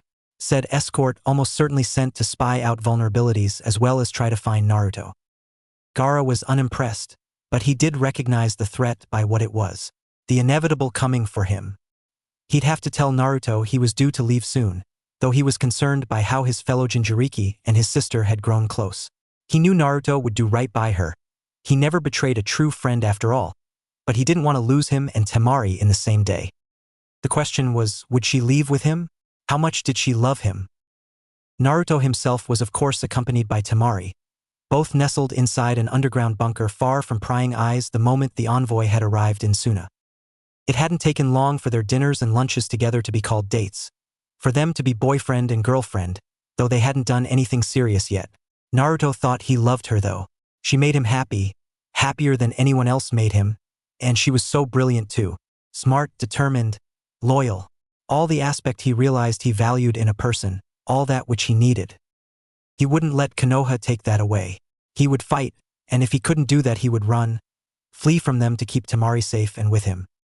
Over the month he stayed in Suna, with Temari making his spirits stronger, he had become even stronger. He consulted jutsu specialists, learning their elements and techniques with the blessing of Gaara. He tested himself against genjutsu users, increasing his resilience against them. He even fought against multiple Suna ANBU at the same time, to improve his capabilities. But the most important, most powerful thing was a special and familiar technique he found when he was skulking about the old and mostly abandoned underground Suna archives. A green scroll that had the word Hashiman scrawled upon it. The 8 gates, the power Lee had used to become a force to be reckoned with against Gaara in the Chunin exams, and he knew them. Well, 2 of them. He had only had a week and had yet to crack the third, but he already multiplied his combat effectiveness using them. He didn't even feel the mental strain he was supposed to have, and according to some old woman who Gar got to check on him, there was no brain damage. In fact, she said the chakra pathways were stretching across, energizing the organ and making it stronger. In time, she said he would be able to be better even without using the gates. Naruto thought that was promising. I'm going to meet him again. I'd appreciate it if you gave me some privacy. Temari looked at him, serious expression on her face, and nodded. She knew when Naruto spoke to the Nine Tails it was safe to avoid him, though he had never seen him once lose control. He simply sat and meditated, calm. She appreciated Naruto's approach to controlling the Nine Tails, especially considering it was so much stronger than the Tanuki, as impossible as that seemed, but she understood why her brother didn't dare.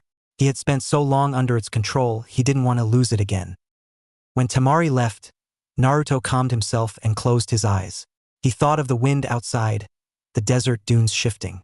He thought of the crashing waves of the shore, of the blowing leaves of home. Fire, and its burning powerful smell, the blackened char it left behind. And earth, mud and rocks and stones and mountains, all connected and linked, yet stationary. He opened his eyes.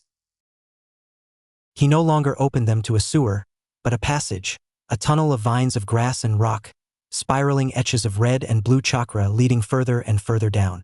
He followed it, a light shining up ahead, until he exited to a large expanse, ground a field of picturesque green grass, emerald floor, below a blue sky. And beyond the gates which stretched far above into the infinite above, there was only black. What are you here for, human? His countenance had changed, no longer furious, no longer powerful, but evil and spiteful and weak. I don't know, to gloat maybe. Here you are, weak and afraid whilst I stand before you, unstoppable. A chuckle came from the cage. Pitiful little human, you do not realize. Yes, you have taken something from me, but only my form, not my power. You notice you do not look into the eyes of a fox anymore, but shadow? That is because that is what I am inside, what I will always be, and now I will forever be unavailable to you. If you were to enter these gates, and do so at your greatest peril, I could just phase through you. You would not even touch me with your filthy hands.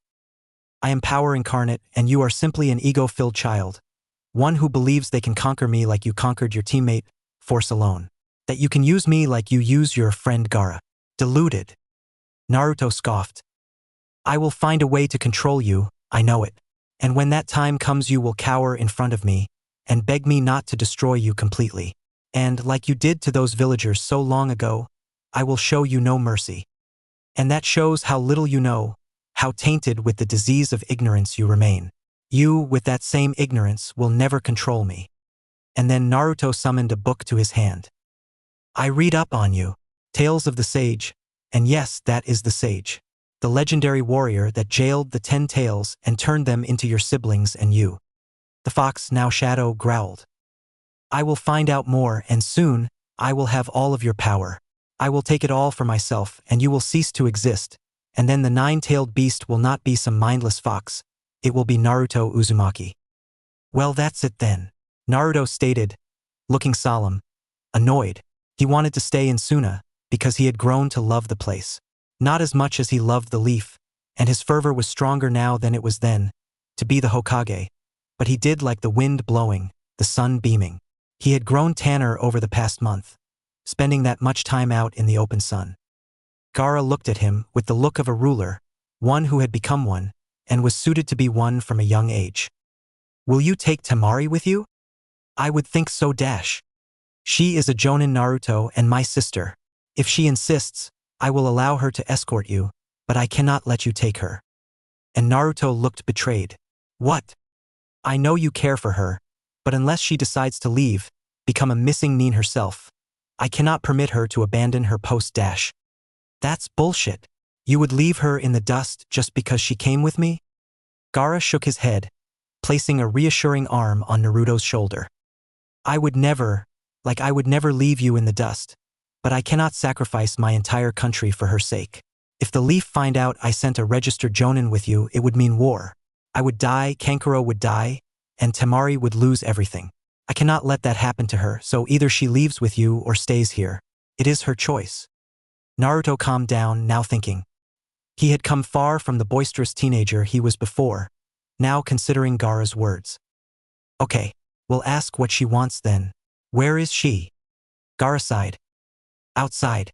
I called her when I called for you, just a little later. The Kazekage motioned, opening the door with his sand, where Temari walked in. What is going on here? This isn't the normal kind of meeting. Something has happened. Gaara looked at his sister with care and consideration, and answered. The Leaf are demanding Naruto back. The first thing I have to ask is, are you willing to leave the village, go missing Nin and escape with him? Temari's skin looked pale. She stayed silent, shocked, then stepped over to a chair, collapsing into it, covering her head with her hands. Naruto didn't know what to do. He wanted to hug her, comfort her, kiss her, tell her everything would be all right, but he couldn't. He can't make this right just by making her not sad. And Temari's head was swirling, her mind on the precipice between her family and the new love she found in Naruto. She cared about him, she really did. But how the hell did she console that with leaving Gaara and Kankuro? With having to sacrifice all the support she gave Gaara, the help, the leadership, the making sure everyone respected them. If she went missing Nin, she could squander that all. And then her face looked up, tears dripping down her face, remorse and pain and impending guilt painting it. I can't stop being a Jonin, being me, I can't leave my family. Naruto, I'm sorry. And Naruto knew, almost since the question came, what the answer was. He wasn't worth enough, he wasn't enough, he couldn't be enough for her. For anyone. He was worthless. And now he was crying. Temari tackled him in a hug. I'm so sorry, Naruto. I love you, but I can't leave my brothers. I understand, Temari. I love you too. I'll love you, for however long it takes you to come back. I know. After Gaara and Temari had left, two ninja Jonin entered. Naruto, I assume. We have been told by Lord Gaara T-. Yeah, I know. I just have to knock you guys out, right? The larger man nodded.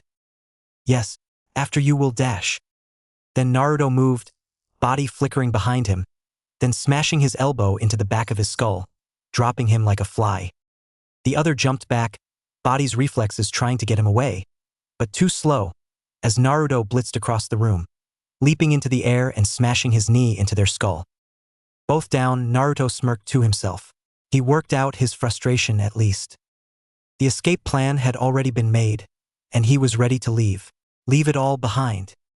But why did it need to be a bad thing? Sure, he was being pursued, but he didn't need to care. He was free, and strong enough that it didn't matter who they sent after him. The only person that could beat him was Jiraiya, and he knew how to escape even him. Just avoid any toads, send out a fuck ton of clones, and exhaust him. And he was free. From commitments, from loss, from everything. So even though he would miss Temari, even though he would come back for her one day, he wouldn't let that defeat him. In minutes his sandals, new and Tsunade, were skating on sand. He moved through the desert with an insane speed, earned from the weeks of practice, of training. Tsunade was furious. Because she had been outplayed.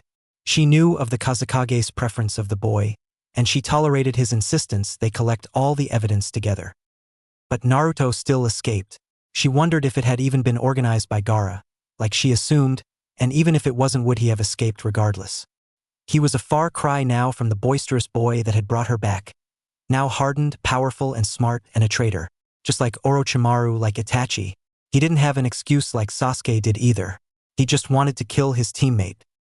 When Sakura came to and told her about Naruto, what he had done, his desire to become Hokage running through her mouth, part of her wanted to deny it, and the other wondered why she hadn't seen it earlier. He had the appearance of Nawaki, the want to be Hokage, to be something, but he had the ostracization of Orochimaru, feeling betrayed by his village, his sensei, his teammates. She always assumed he was like Jiraiya, but that was because she couldn't see the pain he felt underneath. Never could. Shikamaru said Naruto attacked her unprovoked, wanting to kill her, though Tsunade doubted he was eavesdropping like he said he was. It didn't fit. He would either barge in and ignore them or walk away, the situation too bothersome. When Gaara wanted evidence, she had to ask everyone who knew Naruto to testify. It was biased, yes, but there were still a large number who said they couldn't believe Naruto would betray his friend. Shino, Kiba, Choji, Ino, even the shy and quiet Hinata stated it was false. Tsunade guessed Naruto never would have attacked a friend. Just that he thought Sakura wasn't anymore. It had been building up for years, ever since Sasuke left. Team 7 was a disaster, and so was the Leaf's prodigal system. Naruto, their latest, rumors building over his mission successes and power now tainted with the assumption that everyone with talent in the Leaf wanted to leave. Tsunade herself included. What she had to do left the taste of ash on her mouth. The image of Nawaki, Dan, overlaid with Naruto over them, by her hand. But she needed to do this. She needed to stop another monster like that snake from coming to be. Dragon. Send the hunter Nin. Kakashi Hatake had, from a young age, had the ever-important lessons of honor and responsibility drilled into him by his father, alongside grueling training sessions, of course. He recognized the toddler-sized genius he had in Kakashi and took to making sure he had a good sense of morality like his father before him. When Tsukumo Hatake killed himself, it made Kakashi question everything he had learnt. Because Kakashi resented him, resented his father for leaving him, for abandoning that lesson of honor and responsibility. Only one thing made him happy, which was getting better, stronger. It was the only thing from his father that wasn't tainted by hypocrisy, that eternal strength of his.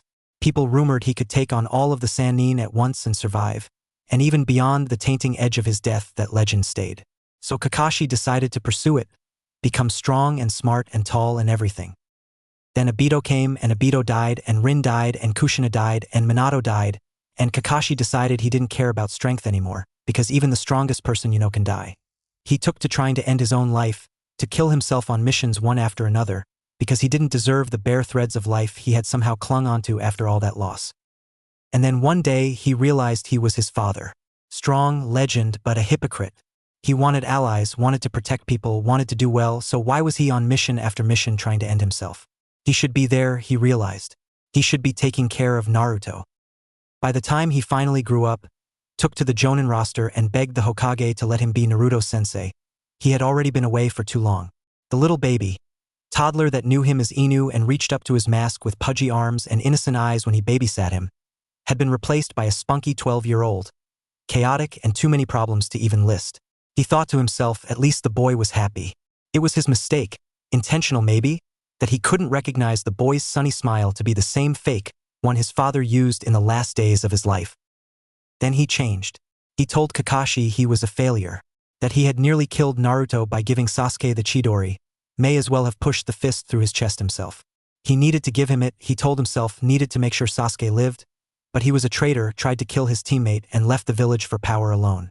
Naruto told him he didn't want to see him anymore, and Kakashi, ever the coward, ever self-hateful, did so. He still saw him, of course, but never face to face, and he looked determined, angry, but full of life. Then he tried to kill Sakura, and he left, and this was no longer his personal problem, this was a case of national security. Naruto was a traitor not just to the Leaf but to his teammate too. He knew Sakura wasn't lying, the Sharingan able to tell from the smallest facial movement, and Naruto claimed he fought in self-defense. Kakashi knew it was false, that his entire life had been a long stream of betrayals. His father, himself, his students. All that was left is to mend his mistakes, to bring Naruto back to heaven, to see his parents again. Kakashi Hatake put on his old ANBU mask, equipped his Tanto, and prepared to head the Hunter Nin squad. They would bring the boy back alive, hopefully, sealing the Nine Tails in a new container. He was one of the candidates. He would accomplish his mission without fault. Because the only thing he had never failed was a mission. Pink hair. Sakura had hated it and loved it. Same thing with her chakra. It was easy to manipulate but lacked the power of others. That was until she had been taken under the tutelage of Tsunade. Her combat style bloomed, the power of her punches incredible. Soon, she had nearly caught up to Naruto, at least she thought, in power. She knew he hated her, he had his faults, but she still cared for him. He was a fool though, she always knew.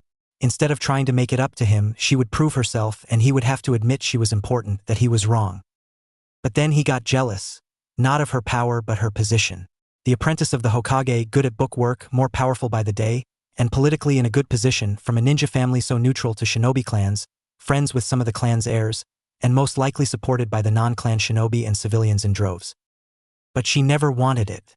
Yet, for that imagined possibility, he tried to kill her. And through the skin of her teeth she lived. Both teammates left. Both abandoned themselves and honor and sense for nothing. She despised that. She was the only one with any sense. So she'd be the one to end them. First Sasuke, then Naruto. And when she'd be done, she'd take being the Hokage from him too. Not out of spite, no. She'd take it because when she thought of it, she'd be a better one than him. Orochimaru's body lay dead, shredded. Sasuke wondered why it was so easy to kill the man. He had been withering away for years, and now he was gone, dead. A part of him was still inside him, but soon that part would be gone too. Sasuke killed him when he got the news that Naruto had left the leaf. Well, not exactly, more like he decided to kill him. Orochimaru instantly tried to take him over, but Sasuke always had a good control over himself. He understood Orochimaru more than he understood himself. But he didn't move from the bed he was sat on, Orochimaru's corpse just a bit away, because he couldn't stop reading the note. Naruto Uzumaki, traitor. It defied sense. He was the one that left, the new Itachi following in his footsteps to get enough power to kill him, but maybe he was the one who was wrong. He didn't want to be Itachi, he needed to know what made him tick, defeat a weaker version of him before he went to the lunatic himself. And Naruto was that mini-him. Sasuke thought of him as a younger version, always, maybe of Shursui, but definitely Itachi. Sasuke initially wanted to steer him away from the same evil, and power Itachi had, but the power Naruto seemingly gained overnight, and the power Orochimaru was corrupting him with, made him renege on that. He was the only one that could and would kill Itachi, and that was all that mattered. But Naruto was Itachi, wasn't he? A traitor trying to kill Sakura, just like Itachi killed everyone he swore to love. A prodigy because he had become stronger, Orochimaru's report said, too strong for it to match up with the previous version of him. And most of all, he had lied. Wore a mask, must have his skill increase and personality change evident. So to beat Itachi, all he needed was to beat Naruto. He would need to get stronger though. Find the bastard too. Everyone in the elemental nations wanted him dead or alive. He was no different. And if he matched up to his expectations, he would be harder to find that Itachi. Doesn't matter, really, never did. Sasuke would find him. And in their rematch, he wouldn't miss his heart. The black-haired 16-year-old smiled, eyes bright red telling of his bloodlust, dark shadow on his face reflecting on the dark in his heart. He wanted so badly to kill Naruto. They really were like brothers. October the 3rd, his birthday. He had learnt so much about himself, about the world. He had parents, but they were gone, and his father had sacrificed him. He learnt strength, but that it didn't matter, didn't get him any closer to becoming Hokage. He found he was worthy of love, but not enough for Temari to chase him, to run after him. He would come back for her, he knew. He didn't know when though. He needed to be strong, stronger than Tsunade, stronger than anyone else. And when he gets to that level, he would change the world. He would run right back to the leaf and take it in a moment. Because, if anything, he was Naruto Uzumaki, and he would never give up. And in the end, he wouldn't. He would learn more about the nature around it, even its chakra. He would learn about the beast inside him, about the power the gates held back. He would even learn what he had been born with, Sasuke with a twin power too. And he would earn them both, and become a god with them. That was his future, unbeknownst to him, as he removed a hand from the rock he had been resting from, revealing grass rapidly growing underneath. He didn't notice it as he began to move once again. He had no plan for where he would go, but travel he would.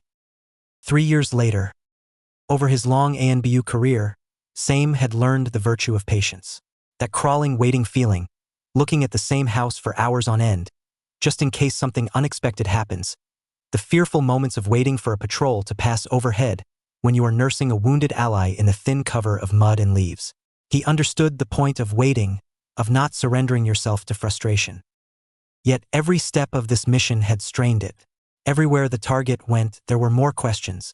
When he crossed a border, they had to ask if they could cross it with him. When a path diverged, they had to ask which one he picked. And when they caught him, they had to ask wherever it was a clone or not. He knew Uzumaki Naruto was, as always, a troublemaker. 3 years had passed and his squad leader, Inu, was furious. Not the open kind, smashing chairs and casting jutsus like he had heard with tales of the fury of Uchiha Madara or worse, Orochimaru, but a cold, searing hate, anger running through every inch of him. Same wondered if when you touched his bare skin, even for a second, you would feel a minute portion of that emotion. It was with these thoughts the masked man entered the tent, trepidation running all throughout. He had been patient enough. Same. Do you have anything to report? No, sir. The same intel as before. Traps everywhere but no sig dash. Then leave. I need to be alone with my thoughts. There it was again. The refusal, the needing to think of his massive plan to catch the boy when he didn't know a single thing. Same couldn't take it anymore. Enough. I know you hate the boy.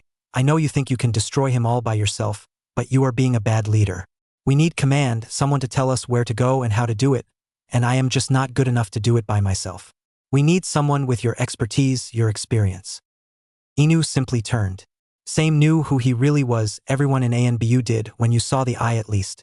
Hatake Kakashi, a legend, but one with his own problems, his own closet full of demons. I took this mission, same, because I wanted to own up to my mistake. I clearly cannot lead a squad. Gods know my last one was a mistake.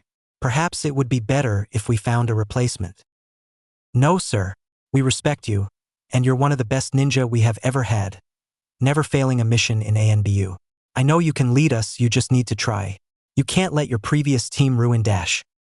He seemed to fly across the floor, right next to Same, moving without making a sound. He didn't lay a finger on him, but the killing intent radiating was enough to make the man freeze. Maybe you are right, Same. I can lead you. What I have always failed with is considering people to be on the same level as me. It makes me miss things, ignore things others would spot. I need you all to be to my standards, so if you can do that, do what I say, then soon we will find the Jinchuriki. The use of that euphemism for his former student did not go unnoticed by the shark-masked ANBU. We'll do anything, sir. Good. First things first, stop tracking the boy. What? They are all clones. He is too good at subterfuge to be spotted roaming randomly. Go to the towns in disguises and try to check with the locals. Ask them who has been doing odd jobs, about stolen goods and new arrivals and when they left. How will that let us find him? How are you sure that's where he went? Then Inu looked right at him, Sharingan red and spinning almost answering itself. Because it is what I would have done. A bar at night seemed to take to ninjas like flies to a corpse. There were many ninja without a village, bandits who figured out chakra, parts of clans that were exiled or left, or even the infamous missing Nin, and all coalesced into these small, boisterous, noisy place, filled with drink and drunkards, so packed you'd find it hard to get around sober, let alone smash so hard you'd have forgotten your own name. There were many reasons a ninja might come here: drink, sex, information. Most came for all three, but Uzumaki Naruto was here for a girl who caught his eye. Not in that way, mind you, no. He recognized her. Her garb, her face. He dyed his hair every week or so. Not only did the roots fall away, but he wanted to leave a different impression everywhere he went.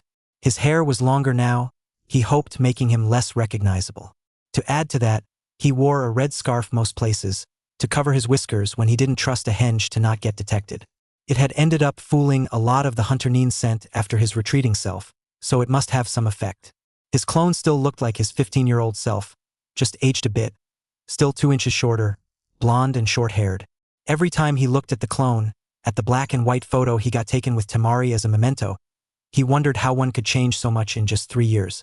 In both ways, from 12 years old to 15, and from 15 to 18. To keep up to date, he found a bingo book every month, seeing his own younger face in there, as well as the celebrities of every major country. Since he was in Lightning Country, it was no wonder he managed to spot her. She was disguised, of course, but he had gotten better at sensing, and could feel the pit of flame, licking and biting from her lungs. Yujito ni, the second-tailed beast's Jinchuriki. He didn't know as much about sealing as Jiraiya would have wanted him to, but that placement didn't track for him. His was on his stomach next to his chakra source. It made sense to have it there, made it easier for the entire lot of chakra to enter his system. Putting it under the lungs meant not only would it be harder to heal the lungs were they ever damaged, it would be harder to use the beast's power without finding it hard to breath. Her lungs would contract from the foreign chakra, and she would be in a lot of pain and have a time limit. He assumed Lightning Country Seal Masters were just idiots like most people. He would have left her alone a week ago when he spotted her. But despite her 3 henge changes, she didn't do anything, didn't move to another location or meet with an informant, or wipe out a camp or anything. It looked like she had left for no reason. She wasn't a missing Nin, that much was clear. The town they were in was fairly close to Cloud, so it wasn't as if she was running away, but she wasn't going back either. Over the past 3 years, hiding, thinking, pondering, drinking, he had thought on going back. To fighting against those that wronged him, that insulted him. To go back to Tamari. He missed her touch. Most of all, though, he lacked a purpose. So, to defeat that lack of purpose, he let his inhibitions go, searched for power and meals, and sometimes lust. And now he was curious. Why send a heavy hitter like her to here? Was it a trap? A test? Then, almost like a switch had been flipped, 2 distinct chakra signatures popped into his senses. One was dark, ambient, as if the person had died and been filled from the inside out with a huge pit of nothing. The other felt like 5 different persons in one, different chakra natures all. An amalgamation. 2 abominations, then. He brought out his book, flipped to the S-rank section, and checked the tab marked Missing Nin. The monsters in his book were Sasori of the Red Sands, Kisame the Shark, and Kakuzu, who Naruto nicknamed the Bastard. Nobody else who could have that large a chakra signature stood out.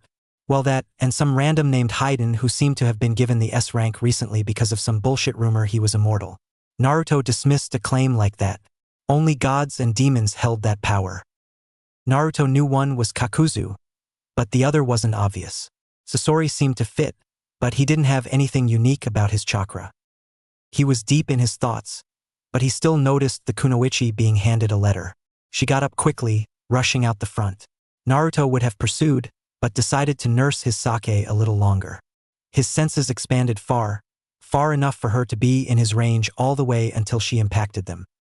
He felt calm, the calmest he had ever been in his life. Akatsuki was right next to him, and all he had to do was attack, and he knew they would be dead.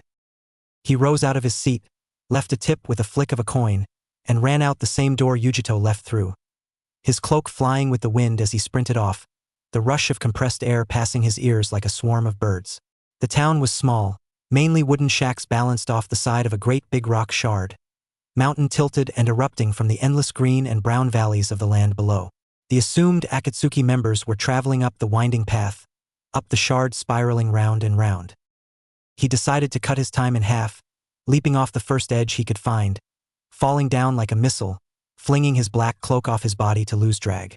When he got closer to that sinister beacon, right as the two tails Jinchuriki's chakra flared, the battle starting, he slowed his descent with a blanket of wind chakra, pulling his body up, slowing it down more and more until he was falling like a feather. He could see them now, the little specks, one with an esoteric scythe, the other tendrils flowing from his body, fighting a blue flame. The blonde turned brunette charged up chakra in his hand, the energy flowing in a spiral, rushing wind through it too, more and more power concentrating before he launched it down, the Raisin Shuriken plummeting, hitting Kakuzu with a massive blast. Naruto touched down safely, the waning blue blast leaving a crater filled with smoke, the wisps crawling up the leg of the missing Nin's gray-haired companion, and being displaced as Yujito escaped from view. He looked at the 18-year-old with fury. "Hey, what gives you, asshole? What right do you have to come in and ruin our battle?" Naruto rose to his full height, facing the deranged cultist. "What's your name?" The immortal squinted his eyes, skeptical. "Regardless," he answered. "Haydn." "Ah, not Sasori then. Guess I was wrong." Frustration reaching its peak, Haydn sprinted at him, swinging his scythe right at the Jinchuriki. All he would need was a single strike and he would win. Naruto rose his arm, Haydn's blade hit it, and broke. The end rotated in the air twice before landing, sticking into the ground. The Jinchuriki opened his eyes, and they were bluer, more focused. Around them were markings, red, powerful. "What the fuck?" the immortal asked, before having his face picked up, then slammed into the ground with an insane strength, his skull crunching, spilling his brain matter into the rock behind, spiderweb fractures pouring out meters away from the impact. Uzumaki Naruto was a sage, and he could feel everything. Naruto thought the gray-haired fool was dead after that strike, and laying in the ground for a solid minute, but he kipped up almost immediately, head still drooping, a flood of blood falling out the back of his skull. "Suius Aron Stan Uret," the man slurred, eyelids falling as he struggled to stay on his feet. Bit by bit, he found his footing, until finally he was able to open his eyes fully, seeing a pair of sandals about to hit his face. He pushed his arms in front of his face, trying to limit the impact, but they only broke, crushed under the pressure of the blow, breaking his nose. The onslaught didn't stop though, Naruto flipping midair before closing in. 5 hits impacting the sides of Haiden's ribs, breaking and bludgeoning them, his organs getting crushed with each incredible impact. Naruto finishing with a haymaker smashing into his opponent's skull once more, flipping him in a non-consensual cartwheel. Haiden fell to his knees, the strength of Naruto far too much to take. He just needed more time to regenerate, he thought to himself. The time didn't come though, exchanged for a Rasengan to the face. Weird, Naruto thought, in regards to the man's durability. He had a much bigger concern though, rising out of the pit. The body rising and writhing with pain was naked. His clothes wiped out in the blast, markings and cuts marring his toned body. The man's face mask was gone, replaced with a hateful expression, and long flowing hair over unnatural eyes. And who would you be? Not telling. If the man's expression was destructive before, it was murderous now, as he charged up each of his heart's remaining, lightning and fire and wind and water, all poised at the unrecognized Jinchuriki. He failed to see the clones Naruto had spawned above though, one launched like a projectile with a spinning Rasen Shuriken ramming it into the wind heart. Kakuzu flinched from the explosion, which happened to disrupt the other flying hearts, turning back to Naruto and getting a fist to his cheek. The old man was good enough to come back after that, stopping his momentum by skidding across the dirt, launching swipe after swipe at Naruto, all missing as the younger man swerved and dodged under and over limb and tendril alike. Kakuzu pushed on, using the tendrils he stuck into the ground from above as a slingshot, pulling himself through the air right at Naruto. The Jinchuriki spawned a cushion of clones, halting the missing Nin, slamming axe kick into his slowed body, but it spiraled away into a cloud of black tendrils, writhing in the air. From behind, the older ninja swiped a horizontal kick, which Naruto bent under, his body falling into a handstand as he twisted, spinning into a kick across Kakuzu's face, sending him reeling.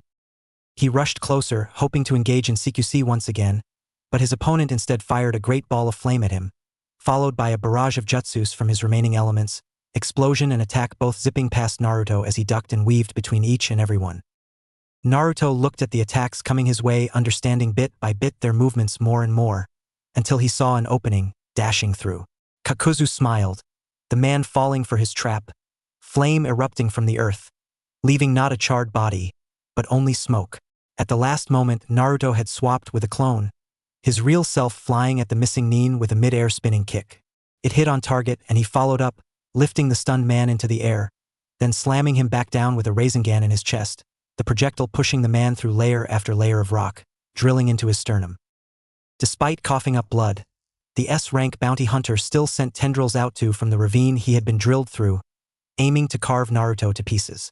Sensing 2 attacks, from both ends, Naruto flipped, a sharp black growth carving Haiden to pieces as he attacked from behind. Then Haiden, head decapitated, spoke. "You idiot! You're supposed to hit him, not me." Naruto landed, realizing. He was immortal then, Naruto realized. He needed to finish this quick, these two were far too durable to be taken out by normal means. He decided to use his trump card against them now, deal with 2 birds in 1 move. He flipped through hand sign after sign, coalescing chakra, water and earth and nature all together, the power building up. Then he slammed his hands down, a resounding thud accompanying the rapid pouring of energy into the dirt around him. For a moment, not even a minute portion of a second, nothing happened. Then, the next, roots ripped through the ground, piercing Haiden's skull, picking it up and rising it into the air, before more and more roots twisted around and round.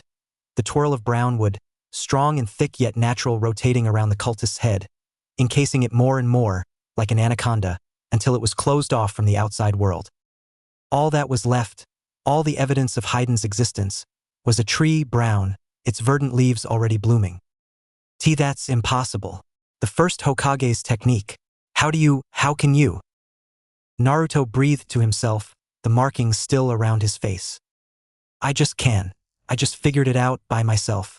Even when I was young, I felt this connection to nature. I just needed to get closer to myself, to this feeling of peace, of calmness. It isn't on the level of the first Hokage, But it doesn't need to be to scare you, doesn't it?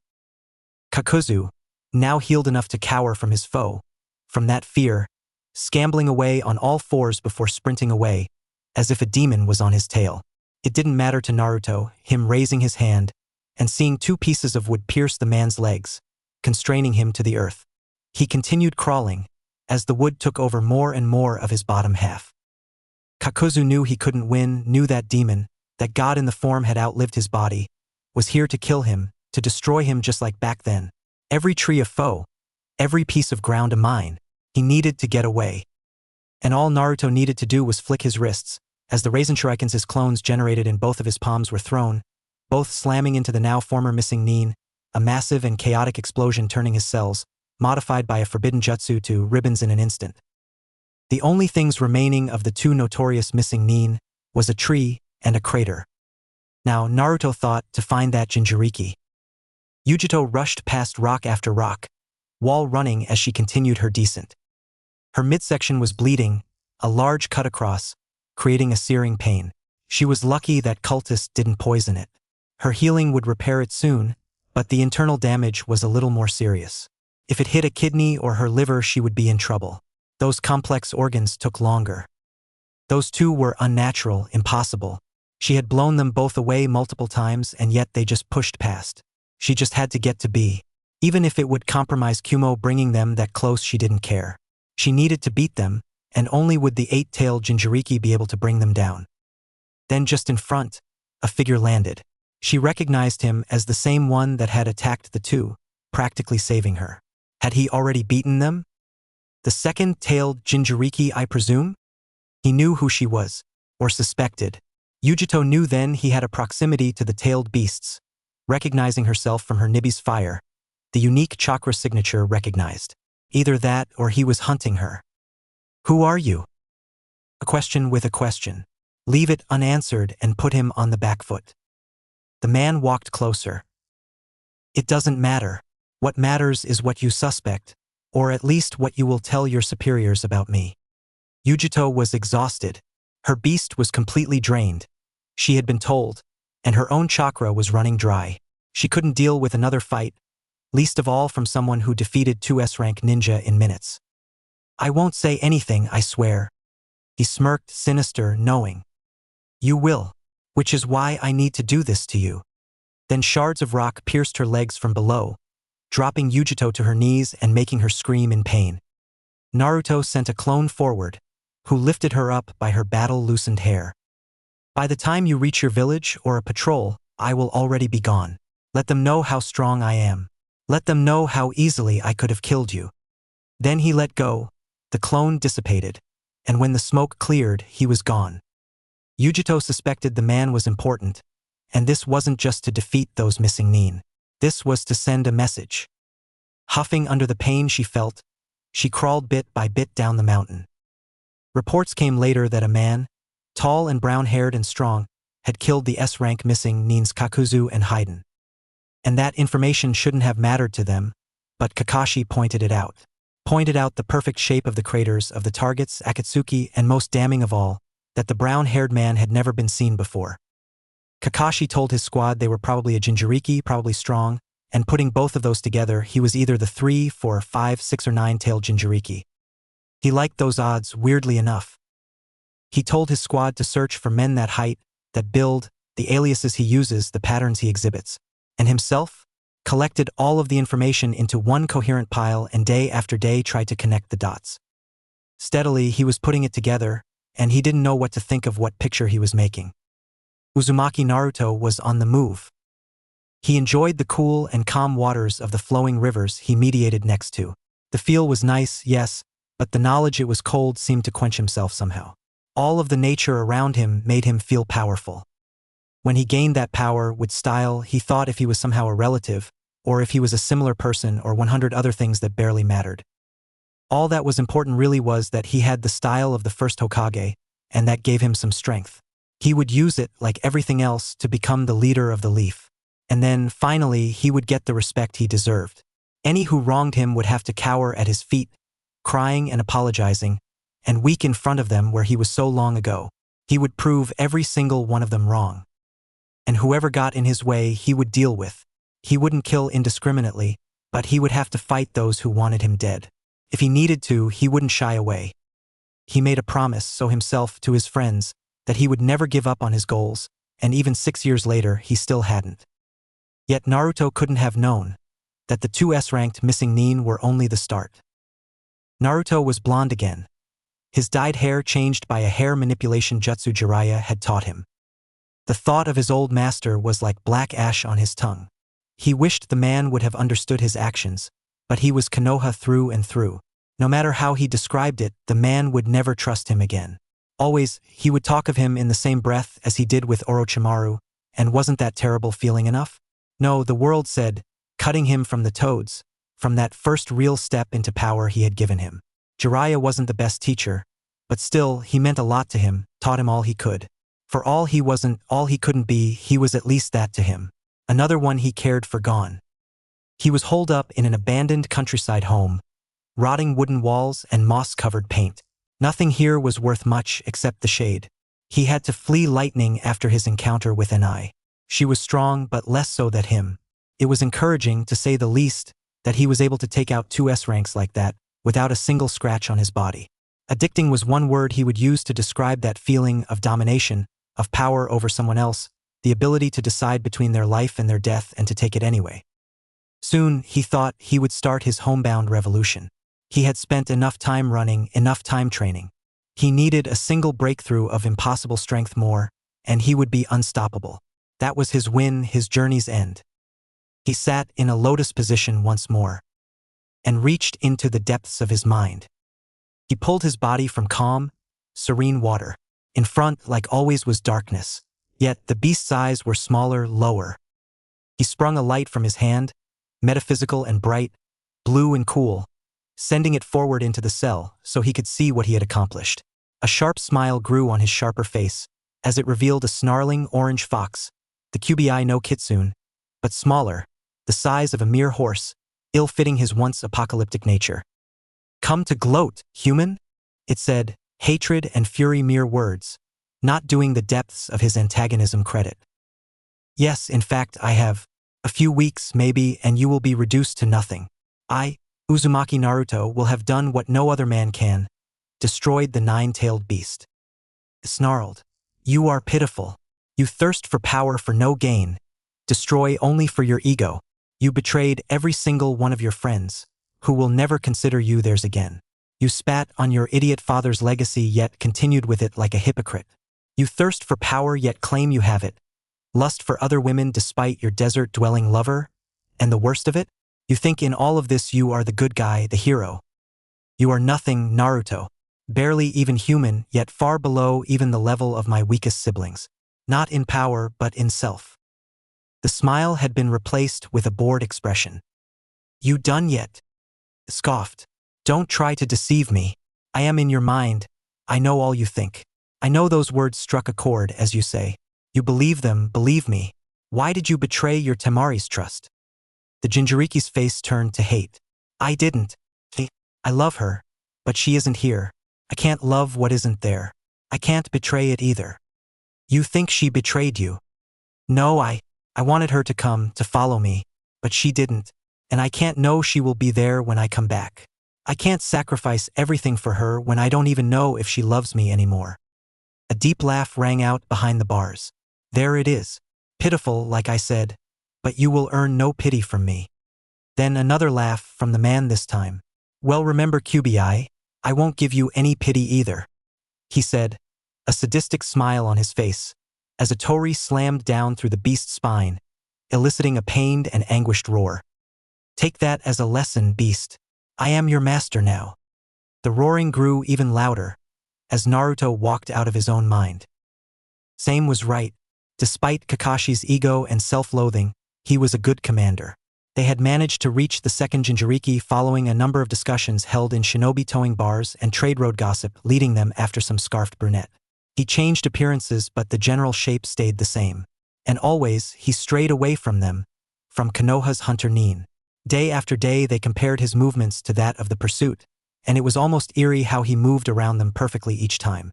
Kakashi bet if he asked when they had caught the clone, It would line up with the exact day he moved. It was a lead, and only that of course, but it was more solid than anything else they had gotten over the last 3 years. It led them to an eye who one of his ANBU overheard talking about the man who had saved her. How he had spiky hair and blue eyes and tan skin, used a spiraling ball as a jutsu, and was strong as hell. He was taller, sure, but Kakashi expected that. The clones were as short as his 15-year-old self. It made sense he would grow in that time. They followed even more, faster and further, until the entire squad was searching for the suspected Uzumaki. They still went covered though, cloth and disguises and casual clothing. Except him. He hadn't taken off that mask since starting his hunt 3 years ago. He hadn't stopped training either. Kakashi knew the thought was cruel, but he was going to stab Naruto in the heart with a Chidori, and this time it wouldn't miss. Naruto was meditating. The leaves were blowing, the air was flowing, rivers running. He knew all of it. Sometimes the feeling was enough to make him cry. These days, he knew the planet was living. The leaves were its hair, the air its breath, rivers its veins. It had chakra even. He had never known anything not living to have chakra. Even seals, as unmoving as they were living, shifting, thinking beings. How many dead had rested on the earth of this great living thing? How mountainous and horrifying was it every thought, every guilt-filled cry of anguish mistook for an earthquake. Naruto thought how terrifying it would be to be a planet, to be that massive, to see battles taking place on your skin, the world that is you destroyed bit by its inhabitants. But then Naruto thought, if you were that powerful, why would you care? About the death, about the pain, about anyone but yourself? Power, Naruto realized, was everything. He shifted his head to the side, avoiding a sword by seconds, perfectly. A clone spawned behind him, snapping the ANBU's neck with one movement, taking the blade, and launching it at his partner. Naruto himself body flickered into the air, launching 3 wind blades, killing 3 foes, before smashing into another, rolling both over, taking out a kunai, then stabbing it into his heart. The man shifted into a log though, as the substituted man fell onto Naruto from above, the sword piercing through, but only revealing smoke, as his body was cut to ribbons, the Jinchuriki midair, form hidden by the midday sun. There were still 50 left, his senses told him. He spawned 1 clone for each 10, himself rushing through the ground using earth chakra closer and closer to the strongest men. As he thought, they had a sensor, noticing him traveling towards them. One of them tried to skewer him with spikes, surrounding his body with chakra, but Naruto was more powerful, rushing much more chakra right back through the pathway, blowing his arms to pieces. Then he burst from the ground, looking for the least surprised one, a blonde with a hawk mask, which he killed in a single moment, effortlessly by thrusting his hand through her chest. The next went down by a single kick, the next thrown into another, both killed with a fireball. It was almost too easy to dodge an overhead and bury a Rasengan into the man's stomach. Man after woman, death after death, it was effortless. Too easy. Was this all it took for him to slaughter so many of his former allies? He was snapped out of that thought by a number of his clones popping, soon after another, though with no apparent cause. Maybe he had made a mistake? He didn't order them to dispel, so why did they? More and more popped, until soon there were none left, and a single signature rapidly arrived. Naruto spawned yet more clones in preparation, until he felt space distort somehow, pulling him rapidly in. Panicking, he switched with a clone who he dispelled soon after, the void in space ending soon after. That was enough to distract him though, as an ANBU slammed his lightning-covered kunai right into his chest. It didn't dig deep enough to kill though, the markings around Naruto's eyes telling of his transition into Sage mode, making his body too durable to cut by any normal means, reducing the Raikiri into a small stab. Still, Naruto's hand went up, stopping it. He looked at the ANBU, his gloved hand still trying to force the blade into his body, and saw that hair, the type he would recognize anywhere. Kakashi! The masked man looked up, then dodged back, pulling the blood-splattered kunai from his body. It hurt a little, and blood still leaked out the body, steam flowing out as the wound repaired itself slowly. Traitor! Killer! You do not get to call me by that name. Naruto scoffed. Really? You come after me? Not Sasuke, the real traitor. One backstabbing student at a time. The wound had nearly closed, Kakashi noticed. Naruto still stared right at him. I never stabbed anyone in the back, just defended myself. I needed what was mine. Can't you see that? Forgive me if I am blinded by your attempted murder of your teammate. Naruto laughed, sadistic almost. And what about Sakura, huh? Oh, the student that stayed? She is doing quite well for herself, on track to becoming the best kunoichi in the village. I guess she has you to thank for that. The Jinchuriki sighed. You know, I never wanted it to come to this. All I wanted was what I was owed. That position was mine the moment my father put the 9 tails inside me, the moment the village hated me, the damn moment you lied and failed me time and time again. Kakashi stood up straight, shook his head. That is true. I failed you, Naruto. I let you become this thing, this monster. So, let me make up for it, he said, charging up a Chidori. Naruto, still angry, snarled, charging a Rasengan. They ran at each other, smashing their attacks into one another. Piercing lightning crackled, spiraling ball grinded. The medley of chakra-infused destruction built up more and more pressure. Until it exploded. Twin pairs of legs skidded apart from each other, both men rolling back away from the explosion they had just caused. Kakashi mentally berated himself. He wouldn't win against Naruto using brute force. Lord knows he has enough of it. He was an ANBU. He had to think like one. He was already drained from using his Kamui earlier, but he hit him. Those markings, that feeling, it was like the Sage Mode Minato had tapped into a few months before his death. Sage Mode. Naruto himself was stoic, thinking. Kakashi expected him to attack head-on, probably had a million get-out-of-jail-free cards and a million ways to punish him for trying. The difference between him and the ANBU, though, was durability. He only needed one hit, one attack to land, and it would be over. In a rapid burst of speed, Naruto's body flickered forward. Kakashi responded, setting the pace of the battle by launching a fan of shuriken. Like he thought, Naruto dodged with another body flicker, so he responded with shuriken after shuriken, each missing. His reflexes were too trained by years of combating his own clones for Kakashi's to hit. When he was close, the sage preemptively slammed his hands into the floor, a barrier of wind coming up just as the Kakashi he saw exploded into a lightning-natured explosion. It was like what he expected of the ANBU, a trap. The blue sharp SCRS reflected of the wall uselessly, but soon the ground beneath started crumbling like sand. Naruto backflipping to avoid an uppercutting Chidori from the real ninja. Mid-air for the barest instant, he landed and was now on the defensive, blow after blow smashing into his guard, the Sharingan wielder managing to dodge around with an impossible agility, Naruto's blocks uselessly predictable due to the precognitive gift he swore to end the Jinchuriki with. Smartening up, disadvantage apparent, Naruto took a kick to the face, barely moving or noticing it, his sage mode empowering his defense. He took advantage of his opponent overextending, charging up a wind blade in his hand. It exploded outward in a circular arc, slicing through Kakashi's body clean. Though he exploded again, another clone, lightning seizing Naruto's body as the real Kakashi dove from above. Yet another Chidori charged, poised to kill. His mind scrambling in his immobile body, the younger man spawned a clone, his copy pushing him out of the way and taking the hit, allowing the original to, having recovered, smash a knee into Kakashi's stomach, grab onto his lightning-infused arm, and toss him over his shoulder whilst calling him a one-trick pony. Kakashi ignored the taunt, using Naruto's extreme momentum and strength against him, throwing him into the ground, with a resounding thud, eliciting a wheeze, before smashing a fist into a sage-marked face. The ANBU tried for more, but was punished by an unseen kick to the stomach, sending him flying backwards into a standing roll. Naruto charged in, fury evident. Unleashing a flurry of hooks, Kakashi dodged around in a dancing rhythm. The boy tried to roundhouse kick him from below, but he caught it with both hands, tackling the blonde and smashing him into the ground again, rolling over his body, turning around and kicking him in the ribs as he rose. It connected, but Naruto caught it, swinging the ANBU into the floor, his body hitting it hard, then launching a wind ball at him, forcing the man to summon a wall of rock.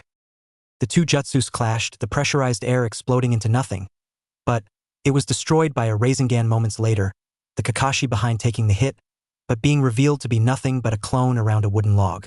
The real Kakashi slashed Naruto's neck, yet it was another clone, a barrage of kunai flying at the masked man from behind where the clone had been, right where Naruto was when he launched the wind ball. The Sharingan user pushed them away with a lightning-fast electric shockwave, blitzing out from his fingertips, kicking up yet more chakra-infused dust. He played into Naruto's hand though, as his Sharingan couldn't see through the high concentration of chakra, obscuring even Naruto's signature. Silence stayed for a few seconds, before the smoke cleared, and Naruto was nowhere to be seen. Then, from above, Kakashi heard a swirling shriek, as the clone user threw a Raisin Shuriken right at his former sensei. Said man's borrowed eye bled, sealing the attack away with a rapid use of tactically applied Kamui. Hand gripping his bloodshot eye, he exclaimed in shock, "A completed Rasengan?" He recovered quickly, launching 3 kunai at the airborne enemy, each thrown at different speeds, impacting one another during their paths, until one made its way into his enemy's neck, coated with lightning, nicking against it but not piercing it, a small splash of blood shooting out. Angered at his wound, Naruto spawned a clone to slingshot him down at Kakashi, his copy's large powerful arms sending him down like a bolt from a crossbow.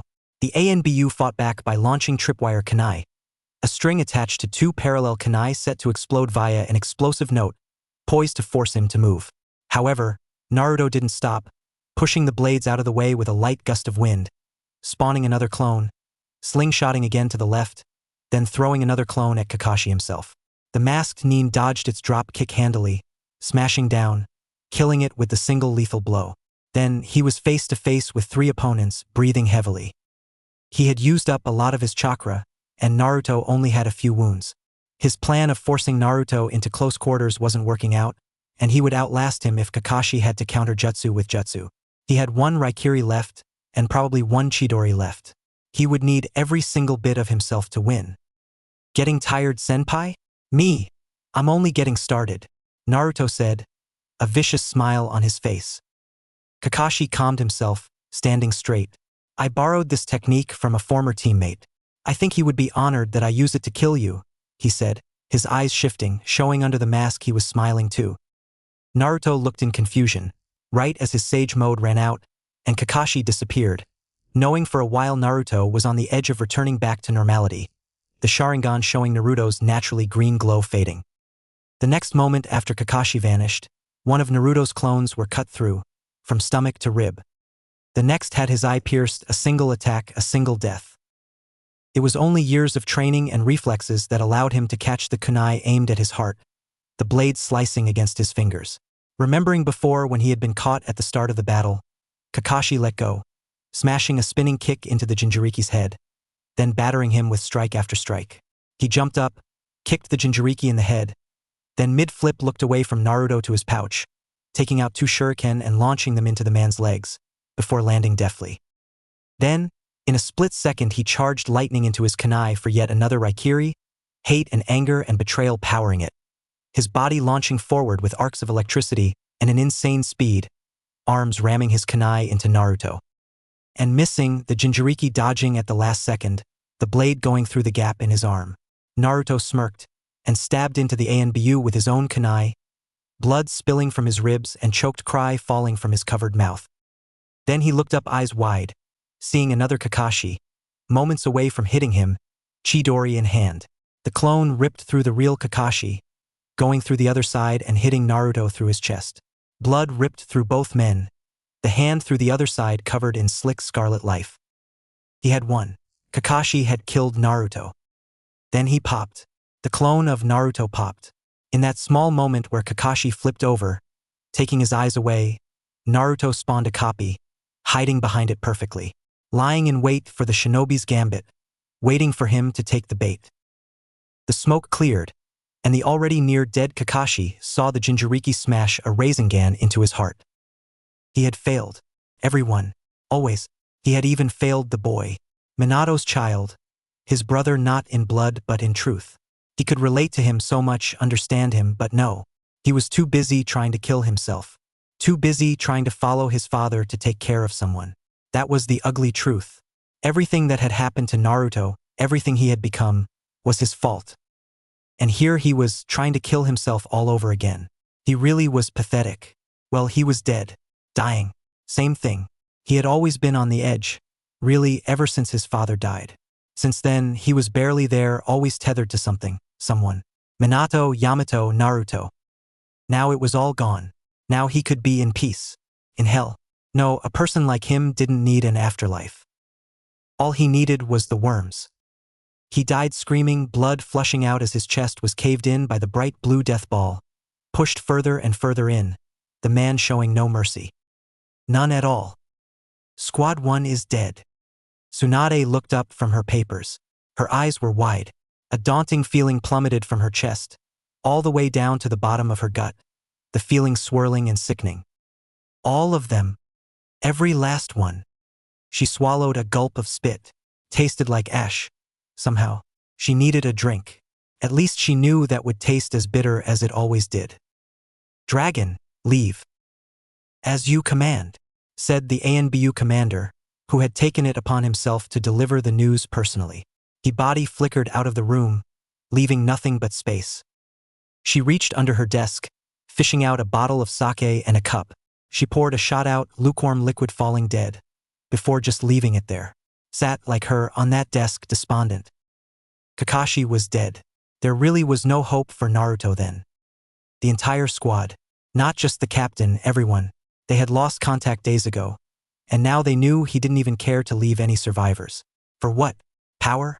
Was that what Nawaki would have become if that explosion hadn't happened when he was the same child that Naruto was? She shook her head. She was the problem, she the one at fault really. She projected her love and grief onto Naruto as a way to deal with the lingering feelings all these years later. The Tsunade of then would have become Hokage for her little brother in an instant. But then he left, and all she had was the hat.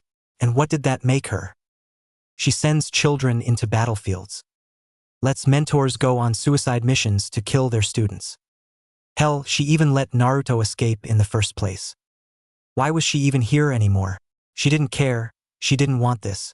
She wanted to gamble her life away, run from debt callers and ninja hunters, feel nothing, drag everyone down with her until she died 6 feet under. She looked at a picture of her, Shizune, and Sakura, all smiling. Tsunade scoffed, because she knew now, she was better than that. Just a little longer and she could leave them, and die by her lonesome. It was what she deserved really. What was going to end her story? Just a little more. There we are, Sakura. 1 miso ramen. I hope you enjoy it. It hurt coming back here, now more than ever. She wondered if she was the problem sometimes. The Sakura of then, pink-haired and starry emerald-eyed, was so weak, so cowardly that never in her pink head full of pining and jealous thoughts could she have made the team stick together. First Sasuke, driven by revenge. Then Naruto, driven by hate. And finally Kakashi, driven by duty. He didn't even say bye, and 3 years later all she hears is his death. Gone, forever. All of them were. Sasuke is now corrupted by Orochimaru. Even if those reports of his death are true, they have heard nothing about him, except his crimes and murders, him only getting by because of Naruto's heat distracting them. And the blonde, gone because of her. Everyone tries to tell her otherwise, that he did it to himself, that he wanted to leave ever since Sasuke did. But she knew better, knew she didn't even want to talk to him after what he said to her that day in the hospital, and she regrets it. Only a single drop more, it could have been, of love and care and attention that he needed. But she couldn't spare it, and to what end? Maybe he was right all those years ago. Maybe she was cruel. Her ramen was cold. She left it on the table. Those memories were meant to make her feel warm inside, but it just made her empty. Steadily, they were getting ahead of her, but she had something they didn't. Friends. She rushed off to another session of practice with Tsunade. Lateness wasn't tolerated. Couldn't be. Sitting on a simple rock, in a simple forest, under a simple clear blue sky, Naruto didn't know what to think. Kakashi was dead, his teacher, the one who told him about his parentage, the man who saved his life. He didn't regret it, but he didn't feel much about it. He realized it didn't matter to him anymore, the abandonment. He had let it go. No longer did that hellish trauma burrow deep inside him. He wanted to be Hokage, but in a way as if he had never been born in the leaf. Power, respect, love, fear. He needed that, needed to breath it, to be it. He didn't care about Kakashi anymore, but there was still the leaf, still Temari. Some part of him, questioning and doubting like always, barked out that nobody wanted him as Hokage, that they didn't deserve him, that he should just settle down in Suna with Temari instead, and he guessed that was the cold, calculating voice of reason, but yet again he ignored it. He couldn't let go because it was his, because if he leaves and joins Suna and everything else, then they won. Day after day, week after week he was feared, unwanted, Seen but not heard and treat with no respect. After, if he gave up, they would still think that way, still think he was a coward, a fool, a monster. But why does he care in the first place? Simple. He wants to prove them wrong. Wants to look them in the eye and see them surprised, wants to win against them. He doesn't care if they want him or not, he doesn't care about their admiration. All he needs is to be better, stronger than they ever thought he could be. That's exactly what he wants. That was why Kakashi was dead. He stood in his way. Gray hair falling in bare strands because his hatred for himself obscured his consideration of his own life. Blood flowing from open chest. He chose to use Naruto to kill himself. It was rather sad, Naruto thought. He stood up from his perch and continued on his return. He wanted to see Gaara, see Temari. Soon they would meet and soon they would march on Leaf. Only a couple of weeks more and he would break the 9 tails. And then he would be unstoppable. Itachi was woken from his slumber, body failing bit by the brisk sound of nothing. He didn't dream often. When he did, they were horrors of the past. Not being able to catch Sasuke, him falling forever and ever. Killing countless enemies until he realized they were wearing Sasuke's dead face. The stolen skin drooping off in a cruel mockery of his brother. Sometimes it was just a copy himself, crying, looking scared and vulnerable, wanting nothing more than to survive. Every time he had that dream, he killed it, an emotionless kunai to the neck. He sighed, rising in a single, accurate, precise, perfect movement, lithe body flexing and shifting under his fishnet mesh shirt. Him and Kisame set up their camp near the coast. It was beautiful, he could admit, even through his half-blind, clouded eyes, but the moist air did no favors to his lungs. Step after step, he moved over the ground, bare pebbles and flakes of the ground sticking to his new sandals. They did a lot of traveling, him and the shark wearing their clothes down bit by bit. The Itachi of before wouldn't have even considered him a friend, but somehow, now he was his closest ally.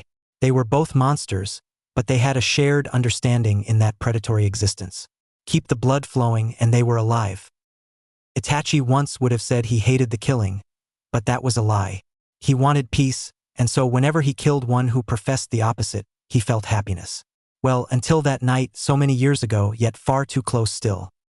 Still he regrets that, he thinks, walking up near the edge of the continent.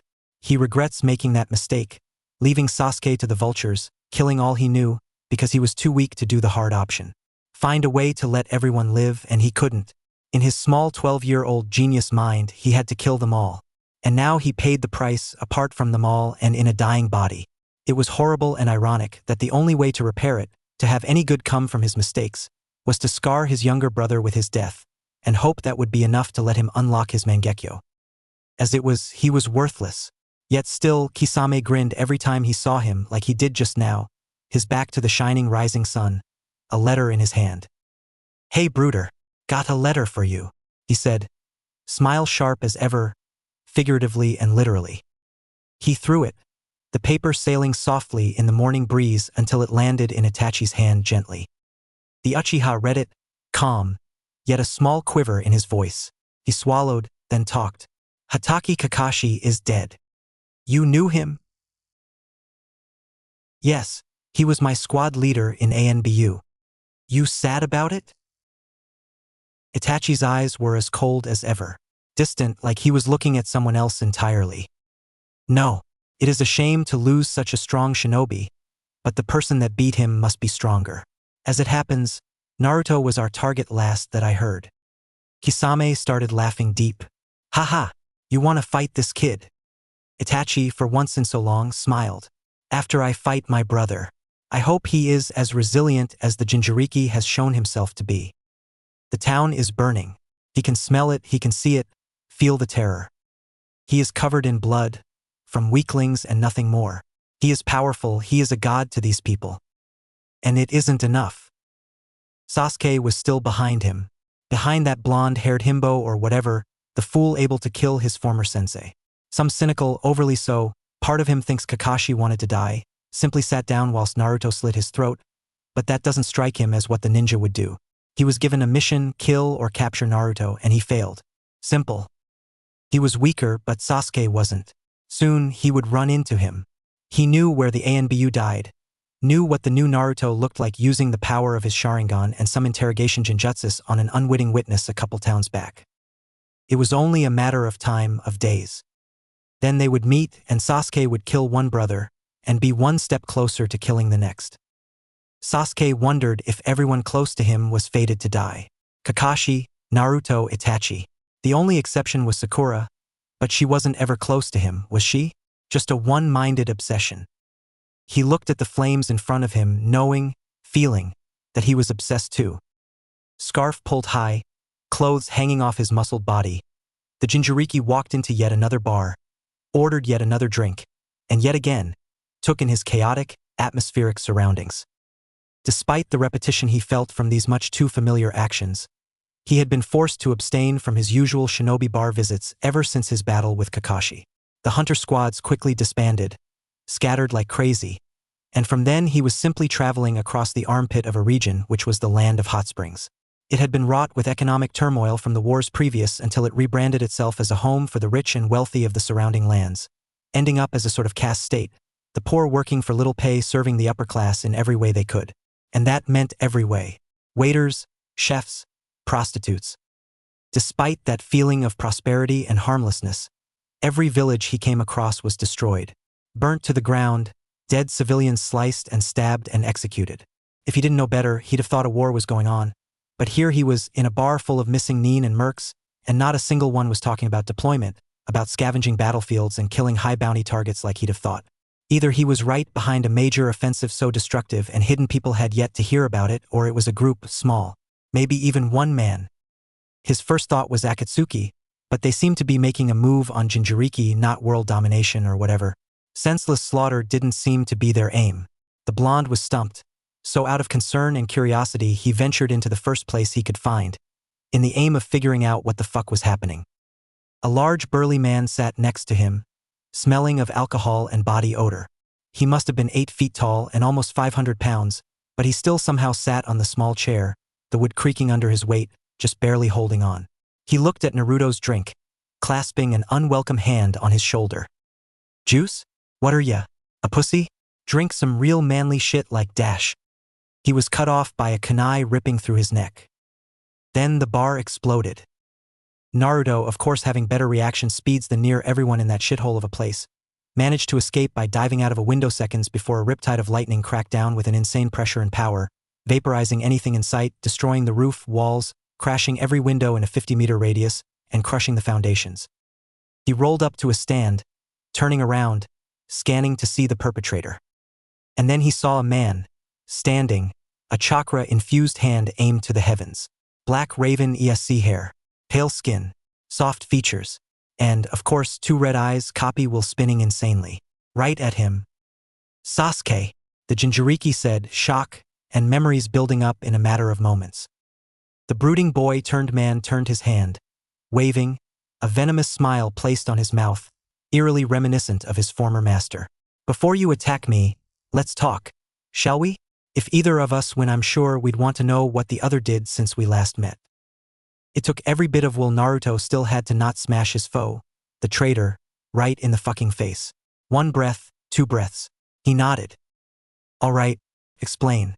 It was you who destroyed those villages, right? Sasuke smiled wider somehow. He looked deranged, unsettling.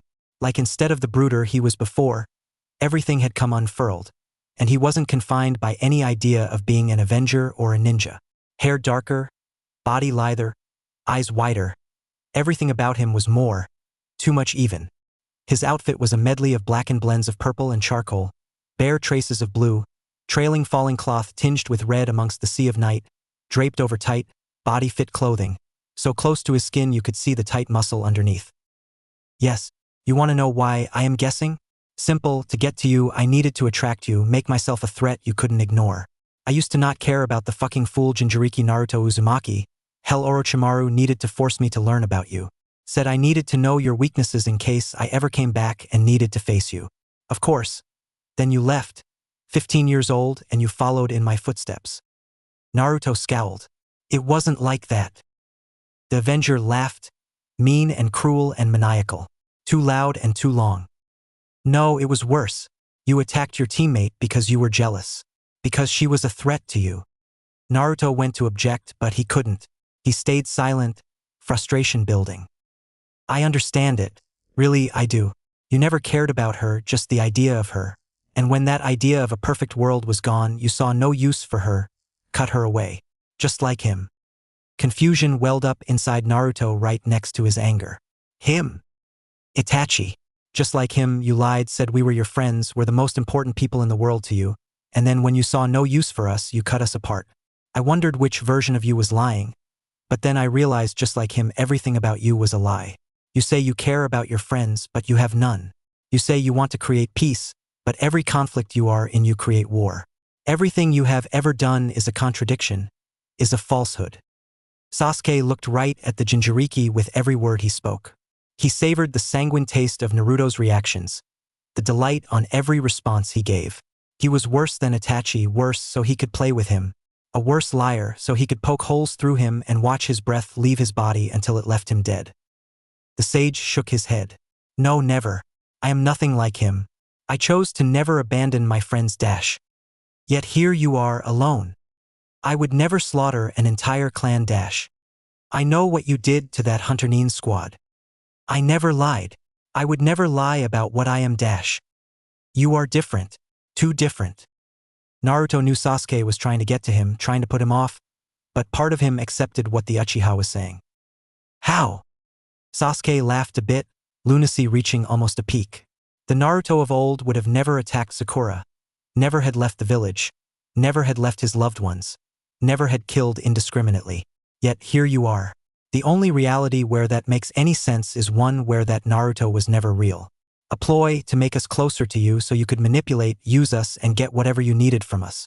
Sakura, she might have been useless, but she had at least some potential, and as much as I don't like to admit it, she was important to me once. And me? Sasuke Uchiha, strong, young, and a Sharingan wielder. The worst outcome, if I was close enough, would be to steal my eyes and run away. Baring his teeth, Naruto's frustration nearly reached a peak. I would never. I cared for you too. Both. But then I realized you weren't worth it. You hated me, abused me, used me, and I got nothing from it. Sakura attacked me, you nearly killed me. Look at you. Do you truly believe that lie? We were friends, we cared for each other. We weren't perfect, but still we would have died for each other. It was a broken relationship. But you and Sakura could have been together still, even without me. Why do you think of me as a villain, Sasuke? His smile turned from a happy one to a sad one, then dropped altogether. Because you remind me of him, reminded me of Itachi when he was younger, though dumber. I thought that meant I could ensure you'd stay good, but it was folly. He was never good like you were never good, both liars even to yourself.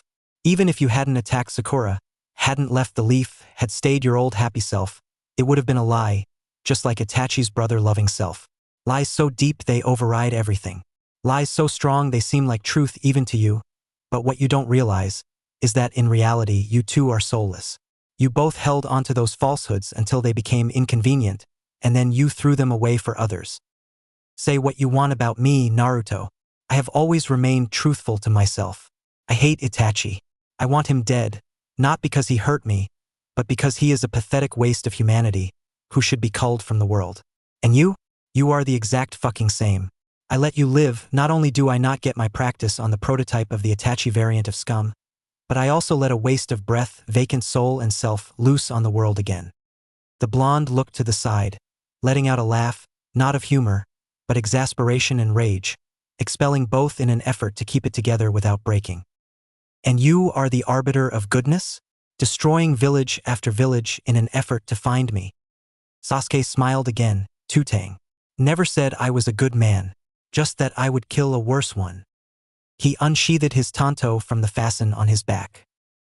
Naruto breathed, slowed it, calmed himself, collected every single bit of hate and rage, and tried to let it go, but he couldn't. He decided it didn't matter to collect that nature chakra anyway. It would take time though. Time, he noticed as Sasuke sprinted towards him fast, he didn't have. The Uchiha, running low, uppercut with an upward swipe of his sword, Naruto flipping back to avoid the attack, somersaulting and launching a fan of kunai at his attacker, forcing a deflection, granting the Uzumaki enough space to spawn a few clones, all four of his bodies rushing at Sasuke. The first threw a too obvious punch, Sasuke slicing his jugular with a well-placed slice, the second rushing through the smoke but too slow, as it was stabbed through.